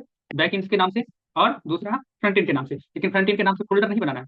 केवल यहाँ पे क्या करेंगे, राइट क्लिक करेंगे ब्लैंक एरिया में, राइट क्लिक करते हैं, यहाँ पे क्या आएगा, शो मोर ऑप्शंस पे जाने का, ओपन विद कोड में जाकर के और यहाँ से डायरेक्टली कमांड हम टाइप करेंगे, एक डायरेक्टली रिएक्ट का ऐप बनाएंगे, वो अपना एक फोल्डर ही बनाता है, फोल्डर के अंदर रिएक्ट का सारा फोल्डर स्ट्रक्चर रखा रहता है और इसमें जाकर के कमांड के अंदर हम क्या बताते हैं, आप लोग टाइप करना टर्मिनल में, जिसके थ्रू सीआई के थ्रू बाइट के थ्रू जिसके थ्रू भी ऐप बनाना चाहते हो बनाओ, बस ऐप का नाम क्या रख देना है, लास्ट में फ्रंट एंड रख देना है। इतना चीज बता चुके थे, इसमें किसी को कोई प्रॉब्लम नहीं है, हम इसको क्लोज करते हैं। लेकिन ये जो बैकएंड फोल्डर बनाया, इसमें आपको बैकएंड का सारा डेटा होना चाहिए। यहाँ पे भी खाली जगह में राइट क्लिक करके शो मोर ऑप्शंस करोगे और इसके अंदर भी ओपन विद कोड करके और क्या करना होता है, जिसको नोड का फाइल बनाना होता है ना, नोड का सर्वर बनाना होता है, वो लोग सर्वर बनाने वाले सब क्या करते हैं, यहाँ पे आकर के सबसे पहला एक फाइल लिखेंगे, क्या करेंगे, सबसे पहला न्यू फाइल लिखेंगे इंडेक्स डॉट जेएस या सर्वर डॉट जेएस के नाम से, सर्वर डॉट जेएस के नाम से लिखेंगे। तो उसका जो जो फोल्डर की जरूरत होता है वो एसआरसी फोल्डर बनाएंगे। इसके अंदर उनको जितने भी फाइल की जरूरत होता है, जितने भी फोल्डर एमबीसी आपका रूट राउट जितना भी फोल्डर जरूरत होता है, ये सब सारे के सारे फोल्डर्स वो बनाते चले जाते हैं। ठीक है? तो हमें ये सब चीज़ें नहीं दिखना है, ये सब चीज़ें बैकएंड जब पढ़ते हैं तब देखना होगा फ़ोल्डर स्ट्रक्चर वगैरह कैसे बनता है। हमें बस बैकएंड का ऐसा नहीं है कि सीधा इंस्टॉल कर दिया बैकएंड बन गया। बैकएंड में सारी चीज़ें, सारे डिपेंडेंसी खुद से इंस्टॉल करना होता है। जैसे node com, NPM, react app डाल करके ऐप का नाम डाल दिया, तो उससे रिलेटेड जितने भी फ़ोल्डर स्ट्रक्चर वगैरह होगा, जितनी भी डिपेंडेंसी होगा, जितनी जो भी रिक्वायर्ड डिपेंडेंसी है खुद इंस्टॉल कर लेता है। लेकिन बैकएंड में सारा चीज़ खुद करना पड़ता है। तो यहाँ पे बैकएंड तो मेरा बन गया है। बैकएंड को हम क्या करते हैं, डिलीट कर देते हैं, क्योंकि हम बैकएंड बस एक बताया कि इस तरीके से स्टार्ट होता है। हम बना के नहीं दिखा रहे। आई नो कि आप लोगों को बहुत को ये चीज़ समझ आ रहा होगा, समझ नहीं भी आ रहा होगा। लेकिन एक मेरा बताना है कि तरीका क्या होता है बैकएंड बनाने का। हमें बैकएंड बनाना है, मेरा यहाँ पे कोई पर्पस है ही नहीं। बस यहाँ पे क्या करेंगे, बैकएंड वाला फ़ोल्डर को भी यहाँ से डिलीट कर देते हैं। अब हम अपने करंट ऐप के ऊपर आते हैं। यहाँ भी क्या किया, बैकएंड का एक फ़ोल्डर बनाया और इसी के अंदर मेरा ये सारा फ़ाइल होना चाहिए था। कंट्रोलर देख रहे हैं ना? कंट्रोलर मॉडल, नोड मॉड्यूल ये हमें इंस्टॉल करना पड़ता है। एनपीएम आई करते हैं, नोड मॉड्यूल्स आ जाता है।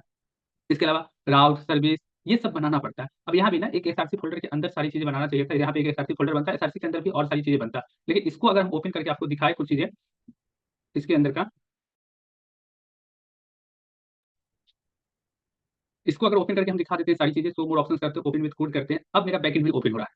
ठीक है? बैकएंड में भी देखिएगा पूरा रिएक्ट जेएस करते हैं, पूरा जावास्क्रिप्ट ही लिखा होगा, कुछ नया सा नहीं आएगा, जावास्क्रिप्ट का ही कोड मिलेगा। जैसे सबसे पहले index.js पे जाइए, index.js पे जाइएगा, तो यहाँ पे सर्वर डॉट लिसन कितना पे किया गया 1000। आप लोगों को रूट नंबर बोलते हैं, सॉरी या उसको क्या बोलते हैं, 3000 लोकल 3000 जिस पे आप लोग प्रोजेक्ट को रन करते हैं। कितना से कितना तक बताए थे? 10 से लेके 65,536 उसको क्या बोलते हैं? नाम बताना ज़रा, आप लोग नाम बताए तो थे। ठीक है? तो ये 1000 पे रन करेगा। ठीक है? Port number, thank you. Port number बोलते हैं। तो पोर्ट नंबर कितना पे? ये 1000 पे। इसको हम जितना चाहे इसमें सब कुछ मैन्युअली बैकएंड जब बनाओगे तो सब कुछ मैन्युअली डिफाइन करना पड़ता है। ठीक है? ये सारा चीज़ बैकएंड में कैसे लिखा जाता है, मैन्युअली लिखना पड़ता है। एक्सप्रेस, अब देखिए नोड के ऊपर से भी इसमें पैकेज एक्सप्रेस को इंस्टॉल किया गया है, एक्सप्रेस के ऊपर बनाया गया हुआ है। फर्स्ट डे से भी आपको एक्सप्रेस के ऊपर ही बनाया जाएगा। अब इसके ऊपर जितना भी सिलेक्ट करके सर्वर डॉट यूज़ में इंडेक्स राउटर का यूज़ करेगा, यहाँ से सारे इंडेक्स राउटर वगैरह, वो सारा चीज़ है कहाँ? राउट्स फ़ोल्डर को ब्राउज़ किया तो इंडेक्स डॉट राउट जेएस के अंदर कौन सा होगा, dot gate function required request, आप यहाँ पे देख रहे हो रिस्पॉन्स। ठीक है? अब इसको भी कहीं और कॉल बैक में फंक्शन को पास किया गया होगा। ठीक है? मॉडल के अंदर जाके देख सकते हैं, कंट्रोलर के अंदर जाके देख सकते हैं। ठीक है? इस तरीके से स्कीमा वगैरह क्या है, नहीं है। ठीक है? तो इसके पीछे आप जाइएगा तो अभी नहीं समझिएगा। आपको बस इतना समझना है जो यहाँ पर, ठीक है, जो पहले से कहीं से बैकएंड वगैरह किए होंगे वो लोग समझ रहे होंगे, जिनको नहीं समझना नहीं समझ रहे, कोई बड़ी बात नहीं है, आपको बैकएंड से मतलब ही नहीं रखना, बस इतना रखना है कि सर्वर डॉट लिसन का पोर्ट नंबर कितना है, 1000 है, बस ये चीज ध्यान रखना है। इंडेक्स डॉट जेएस या server dot JS, main file जब भी बैकएंड का जो बनता है नोड पे बनेगा, तो वो जो भी पर्सन बनाएंगे फर्स्ट फाइल का नाम रखेंगे इंडेक्स डॉट जेएस या फिर सर्वर डॉट जेएस, ठीक है, ये चीज रख देंगे। अब हमको इससे भी कोई मतलब नहीं, हमें बस नाम देखना था इंडेक्स डॉट जेएस के अंदर बैकएंड में सर्वर का पोर्ट नंबर क्या है। मेरा तो मेन फाइल ये है, हमें फ्रंट एंड से मीनिंग रखना है, मतलब रखना है, बैक एंड का हम पोर्ट नंबर देख लिए। अच्छा, जब रियल टाइम वर्क करोगे तो आपको ये भी नहीं मिलेगा, बना बना एपीआई का लिंक इंड पॉइंट मिल जाएगा, उस इंड पॉइंट के थ्रू आपको वर्क करना है, ठीक है, लिंक बनाया हुआ है, एपीआई का इंड पॉइंट मिलेगा, उसके थ्रू आपको वर्क करना है। हम बस अभी के लिए देखना बता रहे हैं आप लोगों को।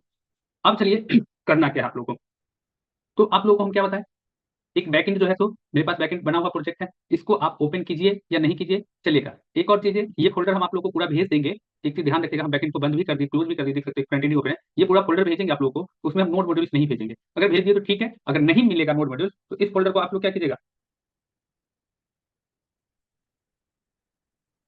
इसमें क्या कीजिएगा आप लोग, नोड मॉड्यूल्स आप लोग को इससे पहले रिएक्ट में बताया ना, नोड मॉड्यूल्स अगर नहीं हो तो किस कमांड को रन करना है जिससे कि सारी डिपेंडेंसी ऑटोमेटिकली इंस्टॉल हो जाए, npm i इंस्टॉल है, या तो npm इंस्टॉल या फिर npm i टाइप करना है, बस ऑटोमेटिकली इंस्टॉल हो जाएगा आप लोगों को, यहाँ पे जो भी रिलेटेड डिपेंडेंसी होगा ऑटोमेटिकली इंस्टॉल हो जाएगा, आप लोग को कुछ नहीं करना है इसमें, ठीक है। इसको हम क्लोज करते हैं। यहाँ पे आप लोगों को जो फोल्डर देंगे इस तरीके से, नोड मॉड्यूल इंस्टॉल करने के बाद, नोड मॉड्यूल इंस्टॉल हो जाए उसके बाद इसका जो भी लोकेशन रहेगा, इस लोकेशन के ऊपर क्लिक करना है यहाँ से और सीएमडी टाइप कर देना है। क्या टाइप करना है, सीएमडी टाइप करना है। क्या टाइप करोगे, सीएमडी, और सीएमडी से क्या होगा, उस लोकेशन का कमांड प्रॉम्प्ट ओपन हो जाएगा, और जैसे कमांड प्रॉम्प्ट ओपन हुआ तो इसमें क्या टाइप करना है आप लोगों को, इसमें देखो मेरे में नोड मॉन इंस्टॉल है, हम इंटर करेंगे मेरा स्टार्ट हो जाएगा सर्वर, ठीक है, हालांकि सर्वर स्टार्ट करने का एक अलग तरीका होता है, ये भी एक डिपेंडेंसी है जो सर्वर ऑटोमेटिकली स्टार्ट करते रहेगा, इंस्टॉल किया गया हुआ है। लेकिन अगर आप लोगों के कंप्यूटर में नहीं होगा तो आप लोग क्या करोगे, नोड मॉन आई डैश जी कर देना, ग्लोबली इंस्टॉल कर देना है, नोड मॉन को क्या करना है, इंस्टॉल करना है, तो सबसे पहले npm sorry nodemon I dash G करके इंटर कर दीजिएगा, नोड मॉन इंस्टॉल हो जाएगा, ठीक है। Nodemon to restart and watching watching watching watching starting server, अच्छा चलो ये स्टार्ट ही करने लगे, एक मिनट, नोड मॉन का हम कमांड देख लेते हैं, नोड मॉन इंस्टॉल कमांड, नोड मॉन बस इतना जानिए कि सर्वर को स्टार्ट करता है, आपका जो सर्वर बनाया हो ना उसको स्टार्ट करने में हेल्प करता है। npm आई नोड वन डैश टी करना है, npm आई है, npm हम डाली नहीं और इसको स्टार्ट कर रहे हैं, तो cls कंट्रोल सी, ठीक है, npm आई नोड मॉन डैश जी, इसको इंस्टॉल कर दीजिए, ये बैकएंड के लिए कर रहे हैं, हमारे फ्रंट एंड में कोई काम नहीं, आपको बस इंस्टॉल करना है, ठीक है, आपको बस एक बार इंस्टॉल कर देना, जब ये इंस्टॉल हो जाए cls करके क्लियर कर दीजिए, इसका स्क्रीनशॉट ले लीजिए, यही कोड आपको रन करना है, cls करके इंटर कर दीजिए। अब इसके बाद केवल नोड मान लेते हैं, देखो अभी भी आपका कौन सा फोल्डर ओपन है, backend API node, sorry backend API तक है, जो एपीआई आप लोग जा रहे थे वहीं पर ओपन है, वही फाइल ओपन है, आप लोग को नोड वन टाइप करके एंटर कर देना, मेरा सिस्टम क्या जाएगा, स्टार्ट हो जाएगा, ठीक है।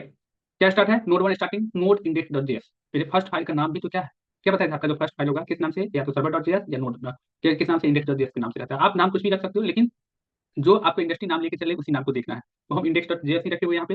अब आप लोगों को क्या करना है, आपका सर्वर स्टार्ट है, बैकएंड सर्वर क्या हो गया, स्टार्ट हो गया, फ्रंट एंड से अब इसको कनेक्ट करना है, बैकएंड में डेटा क्या है, तो अब हम लोग चलेंगे मोंगोडीबी के ऊपर, किसके ऊपर चलेंगे, मोंगोडीबी जो आप लोग को इंस्टॉल करवाए थे उसको ओपन कर लीजिएगा, आप डेटाबेस को ओपन कर लीजिए, ये बैकएंड पूरा बना हुआ है, एपीआई इसी के अंदर मिलेगा, कैसे मिलेगा वो सब हम देखेंगे, लेकिन सबसे पहले मोंगोडीबी को ओपन कीजिए, मोंगोडीबी को ओपन करते ही ये देखिए इतना सारा टाइम जो इसको ओपन किया गया हम रिमूव कर देते हैं, आप लोगों में ये सब नहीं होगा, आप लोगों का बहुत ही प्लेन सा होगा, तो इसको हम भी रिमूव कर देते हैं।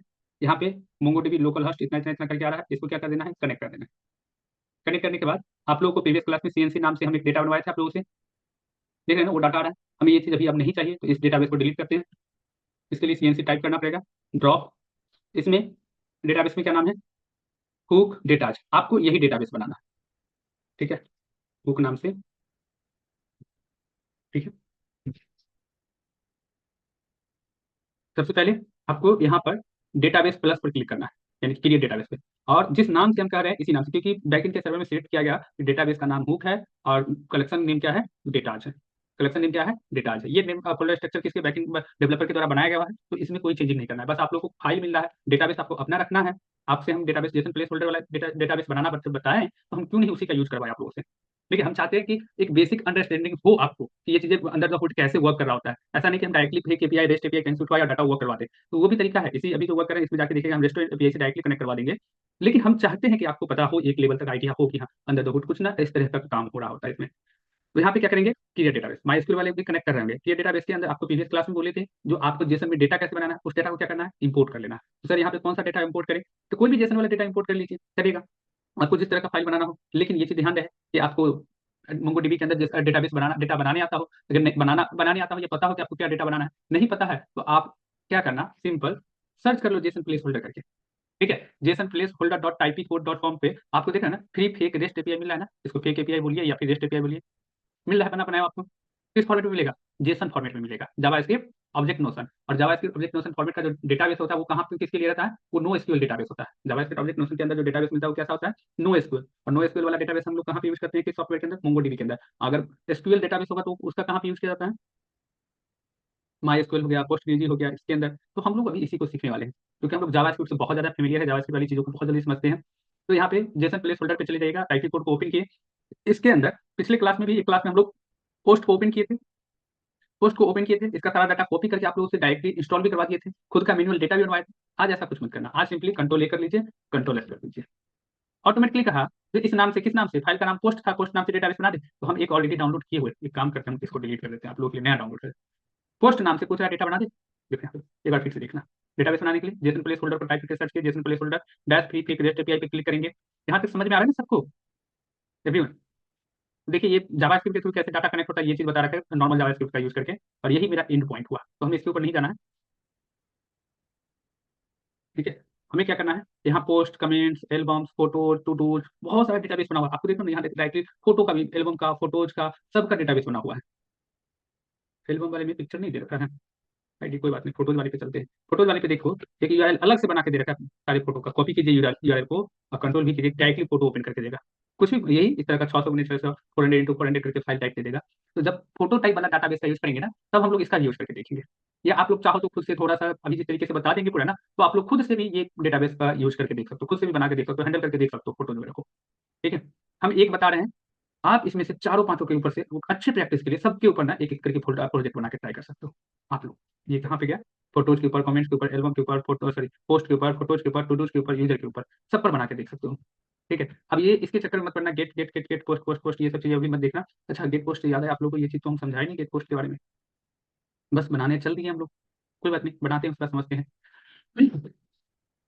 तो हम लोग क्या किए, फोटोज को ओपन कर लिए, सॉरी पोस्ट को ओपन कर लिए, क्लिक किए, पोस्ट आया। इसको क्या करेंगे, कंट्रोल ए, देख रहे हो ना डाटाबेस किस तरीके से बना, जेसन जेसन प्रोजेक्ट के अंदर कैसे बनता है, JavaScript object notion, object by object चीजें बन रहा होता है सारा डेटाबेस।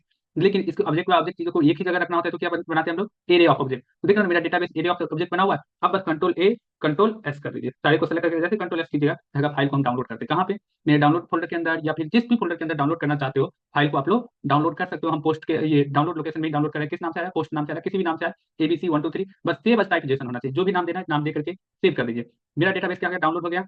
इस तरीके से और भी डेटाबेस है, और भी अलग अलग कुछ चाहो तो यूज कर सकते हैं, अभी के लिए हम किसी का यूज नहीं करने वाले, हम कट करते हैं इन सबको। अब हम चलते हैं कहाँ पे, अपने इसके ऊपर, कॉम्पास के ऊपर।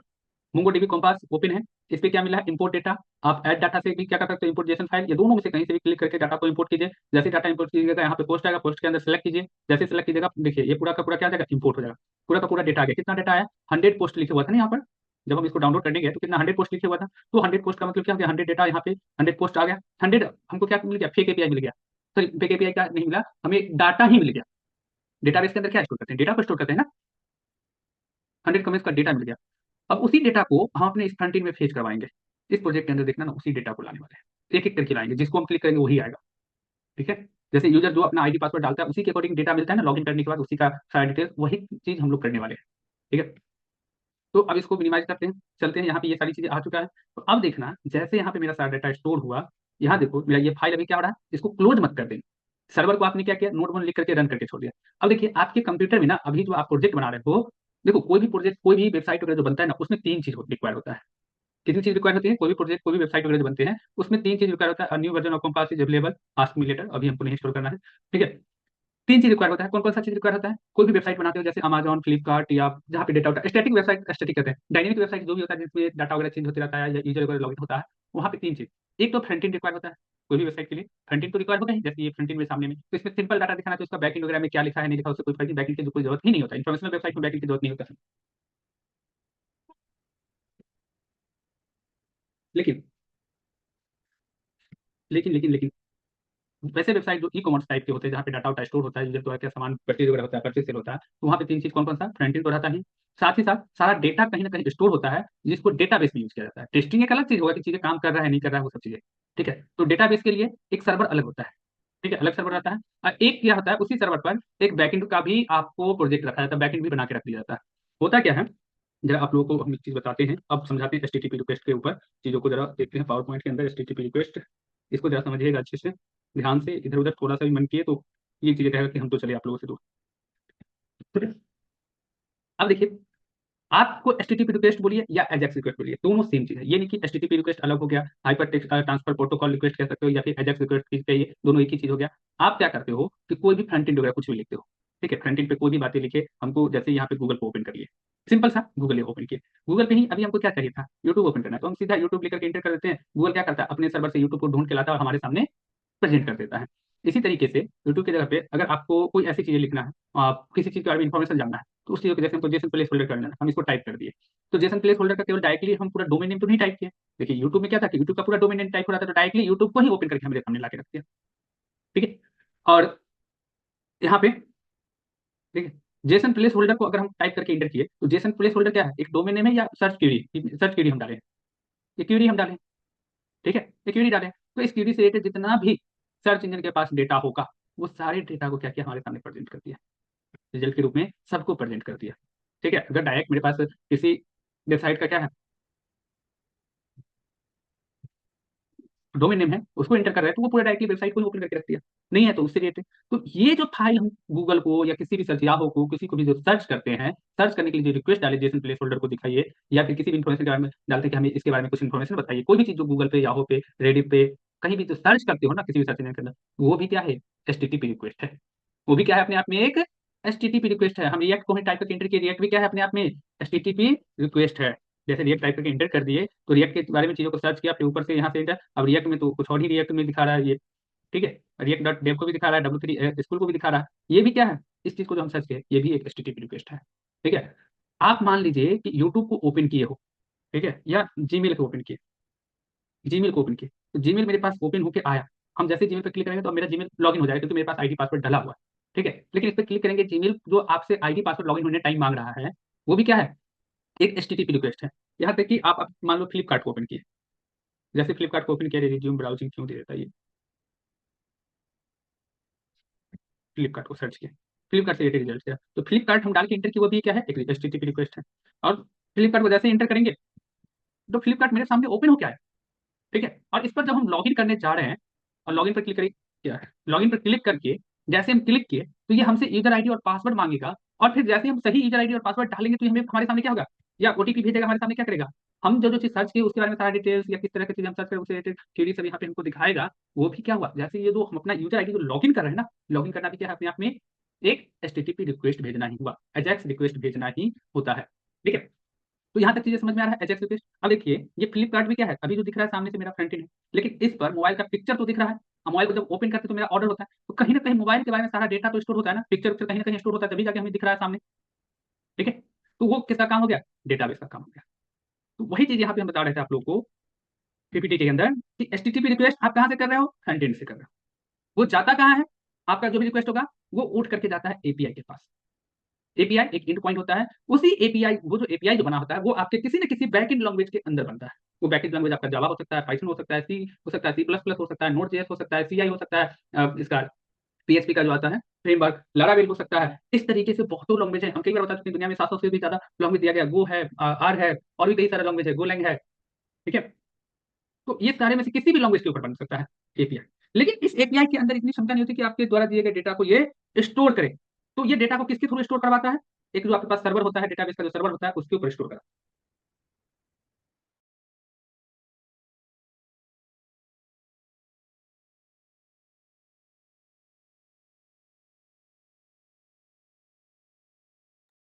देखिए, तो क्या बता रहे थे यहाँ पे? एक चीज़ बताओ, आप लोगों को नींद तो नहीं आ रहा? आज एकदम स्टोरी, स्टोरी, स्टोरी टाइप का चल रहा है चीज़ें? एवरीवन ध्यान है यहाँ पे, सुन रहे हो ना? समझ में आ रहा है ना चीज़ें? थोड़ी-सी बताना पड़ रहा है चीज़ें, जब तक ये सब चीज़ें नहीं बताएँगे, सीधा वर्क करके दिखा देंगे तो फिर प्रैक्टिकल प्रैक्टिकल नहीं समझ आ रहा है। ठीक है? क्योंकि ये चीज़ें इतनी भी बड़ी नहीं है, बस जो वही सब चीज़ें बता रहे हैं, थ्योरेटिकली पार्ट में चीज़ें, जो सब चीज़ें आप लोग जानते हो ऑलरेडी, ठीक है? जो सब चीजें आप लोग ऑलरेडी जानते हो। क्या बता रहे थे? एचटीटीपी रिक्वेस्ट किसके साथ किया? ये फ्रंट एंड के थ्रू आप किस पे रिक्वेस्ट कर रहे हैं? एपीआई पे। इट मींस जो आप यहाँ लॉगिन भी जो कर रहे हो, तो ये फ्रंट एंड के थ्रू ही लॉगिन करने जा रहे हो ना। न्यू कस्टमर या जो भी है, मोबाइल नंबर डाल रहे हो, तो फ्रंट एंड पे डिजाइन दिया है कि यहाँ पे अपना मोबाइल नंबर डालिए, कंटिन्यू कीजिएगा, हम आपको ओटीपी भेजेंगे, लॉगिन करवा देंगे। तो फ्रंट एंड से क्या किए आप? एचटीटीपी रिक्वेस्ट किए, और ये गया कहाँ? एपीआई के पास। एपीआई किसमें बना हुआ है? बैकएंड लॉगिन में। लेकिन एपीआई क्या किया?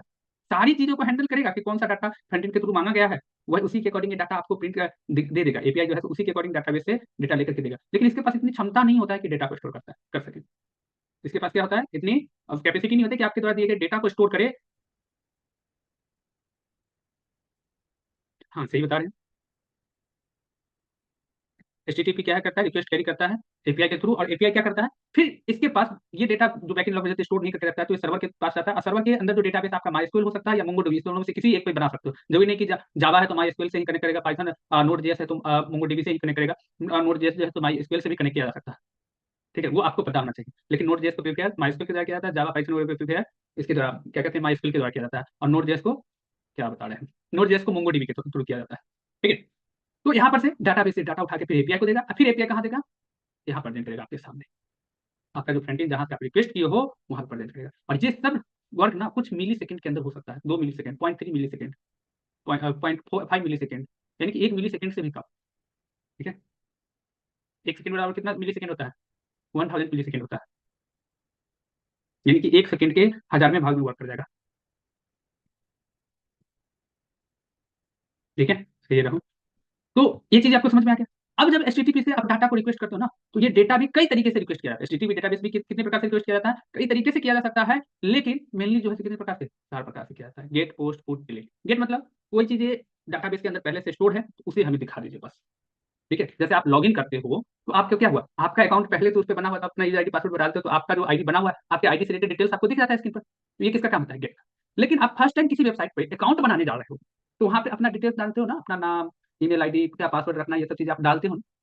ठीक है, तभी तो वो डाटा कहाँ पे आपके डेटाबेस में स्टोर होगा, नेक्स्ट टाइम आप लॉगिन करोगे तो वही डेटा दिखेगा। तो जब आप कुछ चीजें डेटाबेस के अंदर, जैसे मान लो आप लोग इसका नाम ले, यूट्यूब हो गया, फेसबुक हो गया, और इसके अलावा और क्या आ जाता है यूट्यूब फेसबुक के अलावा? इंस्टाग्राम। इंस्टाग्राम हो गया। इस सब अगर आप फोटो डाल रहे हो, रील्स बना के डाल रहे हो, शॉर्ट वीडियो बना के डाल रहे हो यूट्यूब के ऊपर, तो जिस समय आप डाल रहे हो ना, आपको बस इतना ही पता चलता है कि हम यहाँ पे वीडियो अपलोड किए, अपलोड हो गया। लेकिन बिहाइंड द सीन वो क्या होता है? जैसे आप अपलोड करते हो, तो एचटीटीपी रिक्वेस्ट यहाँ एपीआई को देता है कि देखो यूजर जो है डाटा डाल रहा है, और इस डाटा को कहाँ पे देना है। तो फिर ये इसके ऊपर ये वर्क करेगा कि अच्छा इस तरह का डाटा है, वीडियो आ रहा है, तो वीडियो वाले के अंदर थ्रू, वीडियो के थ्रू जो है सो यहाँ पे वीडियो वाले एरिया में जाकर डेटाबेस के अंदर वीडियो वाले एरिया में डाटा को स्टोर कर दो, जहाँ पे वीडियो नाम का लोकेशन बना होगा वहाँ स्टोर कर दो। अगली बार कोई उसी वीडियो को देखने जाएगा, उसी नाम से सर्च करेगा, तो फिर एचटीटीपी रिक्वेस्ट एपीआई के पास जाएगा, इसे रिक्वेस्ट करेगा, और फिर डेटा क्या करेगा? एपीआई को देगा, एपीआई कहाँ भेज देगा? आपको फ्रंट एंड पे भेज देगा। ठीक है, तो गेट मेथड से क्या होता है? तो जब अगली बार कोई यहाँ से देखना चाह रहा है, उस समय क्या काम करेगा? एचटीटीपी रिक्वेस्ट रिक्वेस्ट के अंदर का कौन सा मेथड काम करेगा? गेट मेथड काम करेगा। अगर हम भेज रहे हैं तो कौन सा मेथड काम कर रहा है? भेज रहे हैं तो कौन सा मेथड? आपका अपलोडिंग। पुट क्या होता है? कोई भी डाटा पहले से ऑलरेडी है, लेकिन उसमें हम चेंजिंग कर रहे हैं, तो वहां पे पुट करेगा। और डिलीट, कोई भी डाटा यूजर के अंदर है, तो वहां पे वो डाटा को हटाना, जैसे आपका अकाउंट डिलीट करना रहता है, कभी गुस्से में देखते हो ना आप लोग, हाँ, थोड़े टाइम के लिए यूजर मीडिया सोशल मीडिया वगैरह से हट जाते हैं, अकाउंट को डीएक्टिवेट कर लेते हो या डिलीट कर देते हो। तो डीएक्टिवेट अलग थिंग्स हो गया, लेकिन जब डिलीट कर देते हो तो क्या होता है? हमेशा के लिए आपका अकाउंट डाटा उठा डिलीट हो गया, फिर से आप सब कुछ नया डालना होता है। ठीक है, तो डिलीट मेथड कहाँ पे काम करता है? डाटा को डिलीट करने के लिए। एचटीटीपी रिक्वेस्ट आप करते कितने, एचटीटीपी रिक्वेस्ट करते क्यों हो, ये भी देख लीजिए। Fetch data from server, server से डाटा प्राप्त करने के लिए। फेच का मतलब क्या होता है? सर्वर से डाटा, अगर हम कोई भी अपना यूजर आईडी पासवर्ड डाले, तो हम हमसे रिलेटेड डिटेल्स निकाल के दे, तो वहाँ पे डाटा फेच करें ना। यूट्यूब पे गए और हम कहें कि ये वीडियो हमें निकाल के दिखा दो। जैसे यूट्यूब पर आए हम यहाँ पे, और यूट्यूब पे हम क्या करेंगे? किसी भी चैनल को, ठीक है, प्रोग्रामिंग साइट को सर्च करते हैं। ठीक है, जैसे इसको सर्च किया, इन लोग को सब्सक्राइबर 500 आज नहीं पहुंचेगा क्या? तो सर हम प्रोग्रामिंग साइट को जैसे सर्च किए, तो हम क्या प्रोग्रामिंग साइट ही ओपन करके जाए, फिर इसको क्लिक करेंगे तो क्या होगा? ये सबसे ऊपर में आ गया, चीजें ओपन होकर के। कैसे आए? तो ये गेट मेथड यहाँ पे काम किया रहा है। ठीक है, कि अगर हम इसको सर्च करें तो वही चीज हमें मिल रहा है, गेट मेथड काम कर रहा है। लेकिन हम कोई भी अभी चैनल बनाने जाए, बना के नाम डाल के सेव करें, तो वहाँ पे पोस्ट मेथड कवर करें। लेकिन डाटा यहाँ पे गेट मेथड या पोस्ट मेथड एपीआई का यूज क्यों करते हैं? तो सबसे पहले फेच डेटा फ्रॉम सर्वर। तो सर्वर से हमको क्या किया? डेटा निकाल के ला के दिया हमारे सामने, इसे हम क्या कहेंगे? डेटा फेचिंग कहेंगे। कोई भी चीज हम सर्च किए, तो गेट मेथड के थ्रू क्या किया? डाटा सामने ला के दे रहा है। तो सर्वर से जब एपीआई हमको डाटा ला करके यूजर को दिखा रहा होगा, उसे हम लोग डेटा फेचिंग कहेंगे, डेटा फेच करना कहलाएगा। लेकिन अगर आप कोई भी चीज़ डाटा डाल रहे हो तो डाटा डालने के लिए कौन सा मेथड हम बोले यूज करोगे? Post method. तो वहाँ पे क्या होगा, to insert data in server data, server के अंदर आप क्या कर रहे हो या डेटाबेस के अंदर आप अपने डेटा को इंसर्ट कर रहे हो। डिलीट मेथड के रीजन किस लिए? एचटीटीपी रिक्वेस्ट, तो डाटा को डिलीट करने के लिए, अपडेट करने के लिए। तो यही चारों मेथड भी दिया गया हुआ है। ये चार काम मेनली इसी चार काम के लिए डेटाबेस पे का यूज किया जाता है, और यही चार मेथड के द्वारा जो चार काम दिया गया उस चारों काम का चार चार मेथड दे दिए। ठीक है। अब बात आता है कि जब हम ये काम जो करते हैं एचटीटीपी रिक्वेस्ट मेथड या रिक्वेस्ट मेथड का जो यूज करेंगे तो करेंगे कैसे, किस तरीके से किया जाएगा, किस लाइब्रेरी से? तो बड़ी सिंपल सा काम होता है कि आप जावास्क्रिप्ट के थ्रू कर लीजिए। जो भी आपको एचटीटीपी रिक्वेस्ट करना है यानी कि एजेक्स रिक्वेस्ट करना है, जावा का पूरा कमांड पता है तो उसके थ्रू कर लीजिए। अगर जिसको नहीं पता, हम लोग किसके द्वारा करने वाले यूज करने वाले हैं, जेक्वेरी मेथड का। दो पॉपुलर मेथड है, और भी मेथड आता है, और भी लाइब्रेरी आता है, मेथड हम बोले पॉपुलर लाइब्रेरी, जो कि आपको किसका यूज कर सकते हो, रिएक्ट जेएस के अंदर इंस्टॉल करके वर्क कर सकते हो। एक तो जेक्वेरी का और दूसरा एक्सजीओस का। इस दोनों में से कोई भी, हम लोग अभी के लिए जेक्वेरी पे वर्क करने वाले हैं। तो यहाँ तक ये चीज समझ में आ गया आप लोगों को, एचटीटीपी रिक्वेस्ट क्या होता है, एजेक्स रिक्वेस्ट क्या होता है। इसमें हम लोग जो यूज करने वाले ज्यादा करके टाइम जेक्वेरी यूज करने वाले, आगे चल के थोड़ी बहुत एक्सजीओस का यूज करेंगे, क्योंकि कंपनी अगर अभी जेक्वेरी के थ्रू यूज करवाएंगे। जेक्वेरी नहीं भी आ रहा तो जैसे अभी बता दिए कि बटन बनाओ, बटन को थ्रू इतना सारा डाटा लिखना पड़ता है। हाँ, टोकन बेस पे भी दे देंगे। लेकिन आप बैकएंड वगैरह पे यूज वर्क कर रहे हैं तब तो ठीक है। बैकएंड जब पढ़ाएंगे ना तो बताएंगे चीजें। अब बैकएंड ऐसा रहा कहीं पढ़ाने को मिला ना तो हम पढ़ा देंगे, उसका पढ़ाएंगे नोट जेएस, जिसका मर्ज स्टेप होगा ना उन लोगों के लिए, नोट जेएस में। ठीक है। आप लोगों को कहते हैं कि जावास्क्रिप्ट पे जाकर वीडियो देखिए, अभी से देखते रहिएगा तभी जाके हम लास्ट में ये जो भी इतना जो सारा बोले एचटीटीपी रिक्वेस्ट, एजेक्स रिक्वेस्ट जो करेंगे वो किसके बेस पे बोल रहे हैं, जेक्वेरी के थ्रू करेंगे। लेकिन जेक्वेरी की जगह पे हम जावास्क्रिप्ट से भी कर सकते हैं, डायरेक्ट जावास्क्रिप्ट का कोड भी, यहाँ भी जावास्क्रिप्ट का कोड लिखा जा सकता है, लेकिन जावास्क्रिप्ट का कोड काफी लॉन्ग होगा और आप भूल जाओगे। इसीलिए हम जेक्वेरी का कोड लिखने वाले हैं। लेकिन जावास्क्रिप्ट का जो सीरीज यूट्यूब पे अभी स्टार्ट किए हैं, उसमें अगर अभी से देखते रहिएगा ना तो मार्च तक, मार्च के बाद जो आप लोग का इंटरव्यू प्रिपरेशन स्टार्ट करवाएंगे, उसमें देखिएगा कि वहाँ पे HTTP request, Ajax request JavaScript के अंदर पूरा बताने वाले हैं। तो 40-50 मिनट वीडियो मत देखना आप लोग, पूरा देखना आप लोग वीडियो, बस ये बड़ी चीज़ है। हाँ, 4-5-10 स्टूडेंट्स देखते हैं। ठीक है। और फिर यहाँ पे आके उस चीज़ों को हम लोग अप्लाई करेंगे क्लास में। ठीक है। चलिए। तो यहाँ पे क्या हुआ, मेरा बैकएंड चालू हो गया।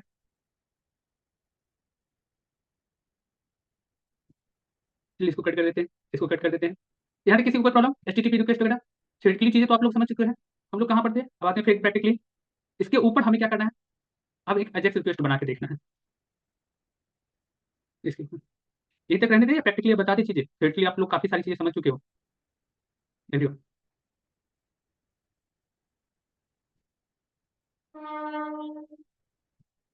रहने देते हैं आप यहीं तक।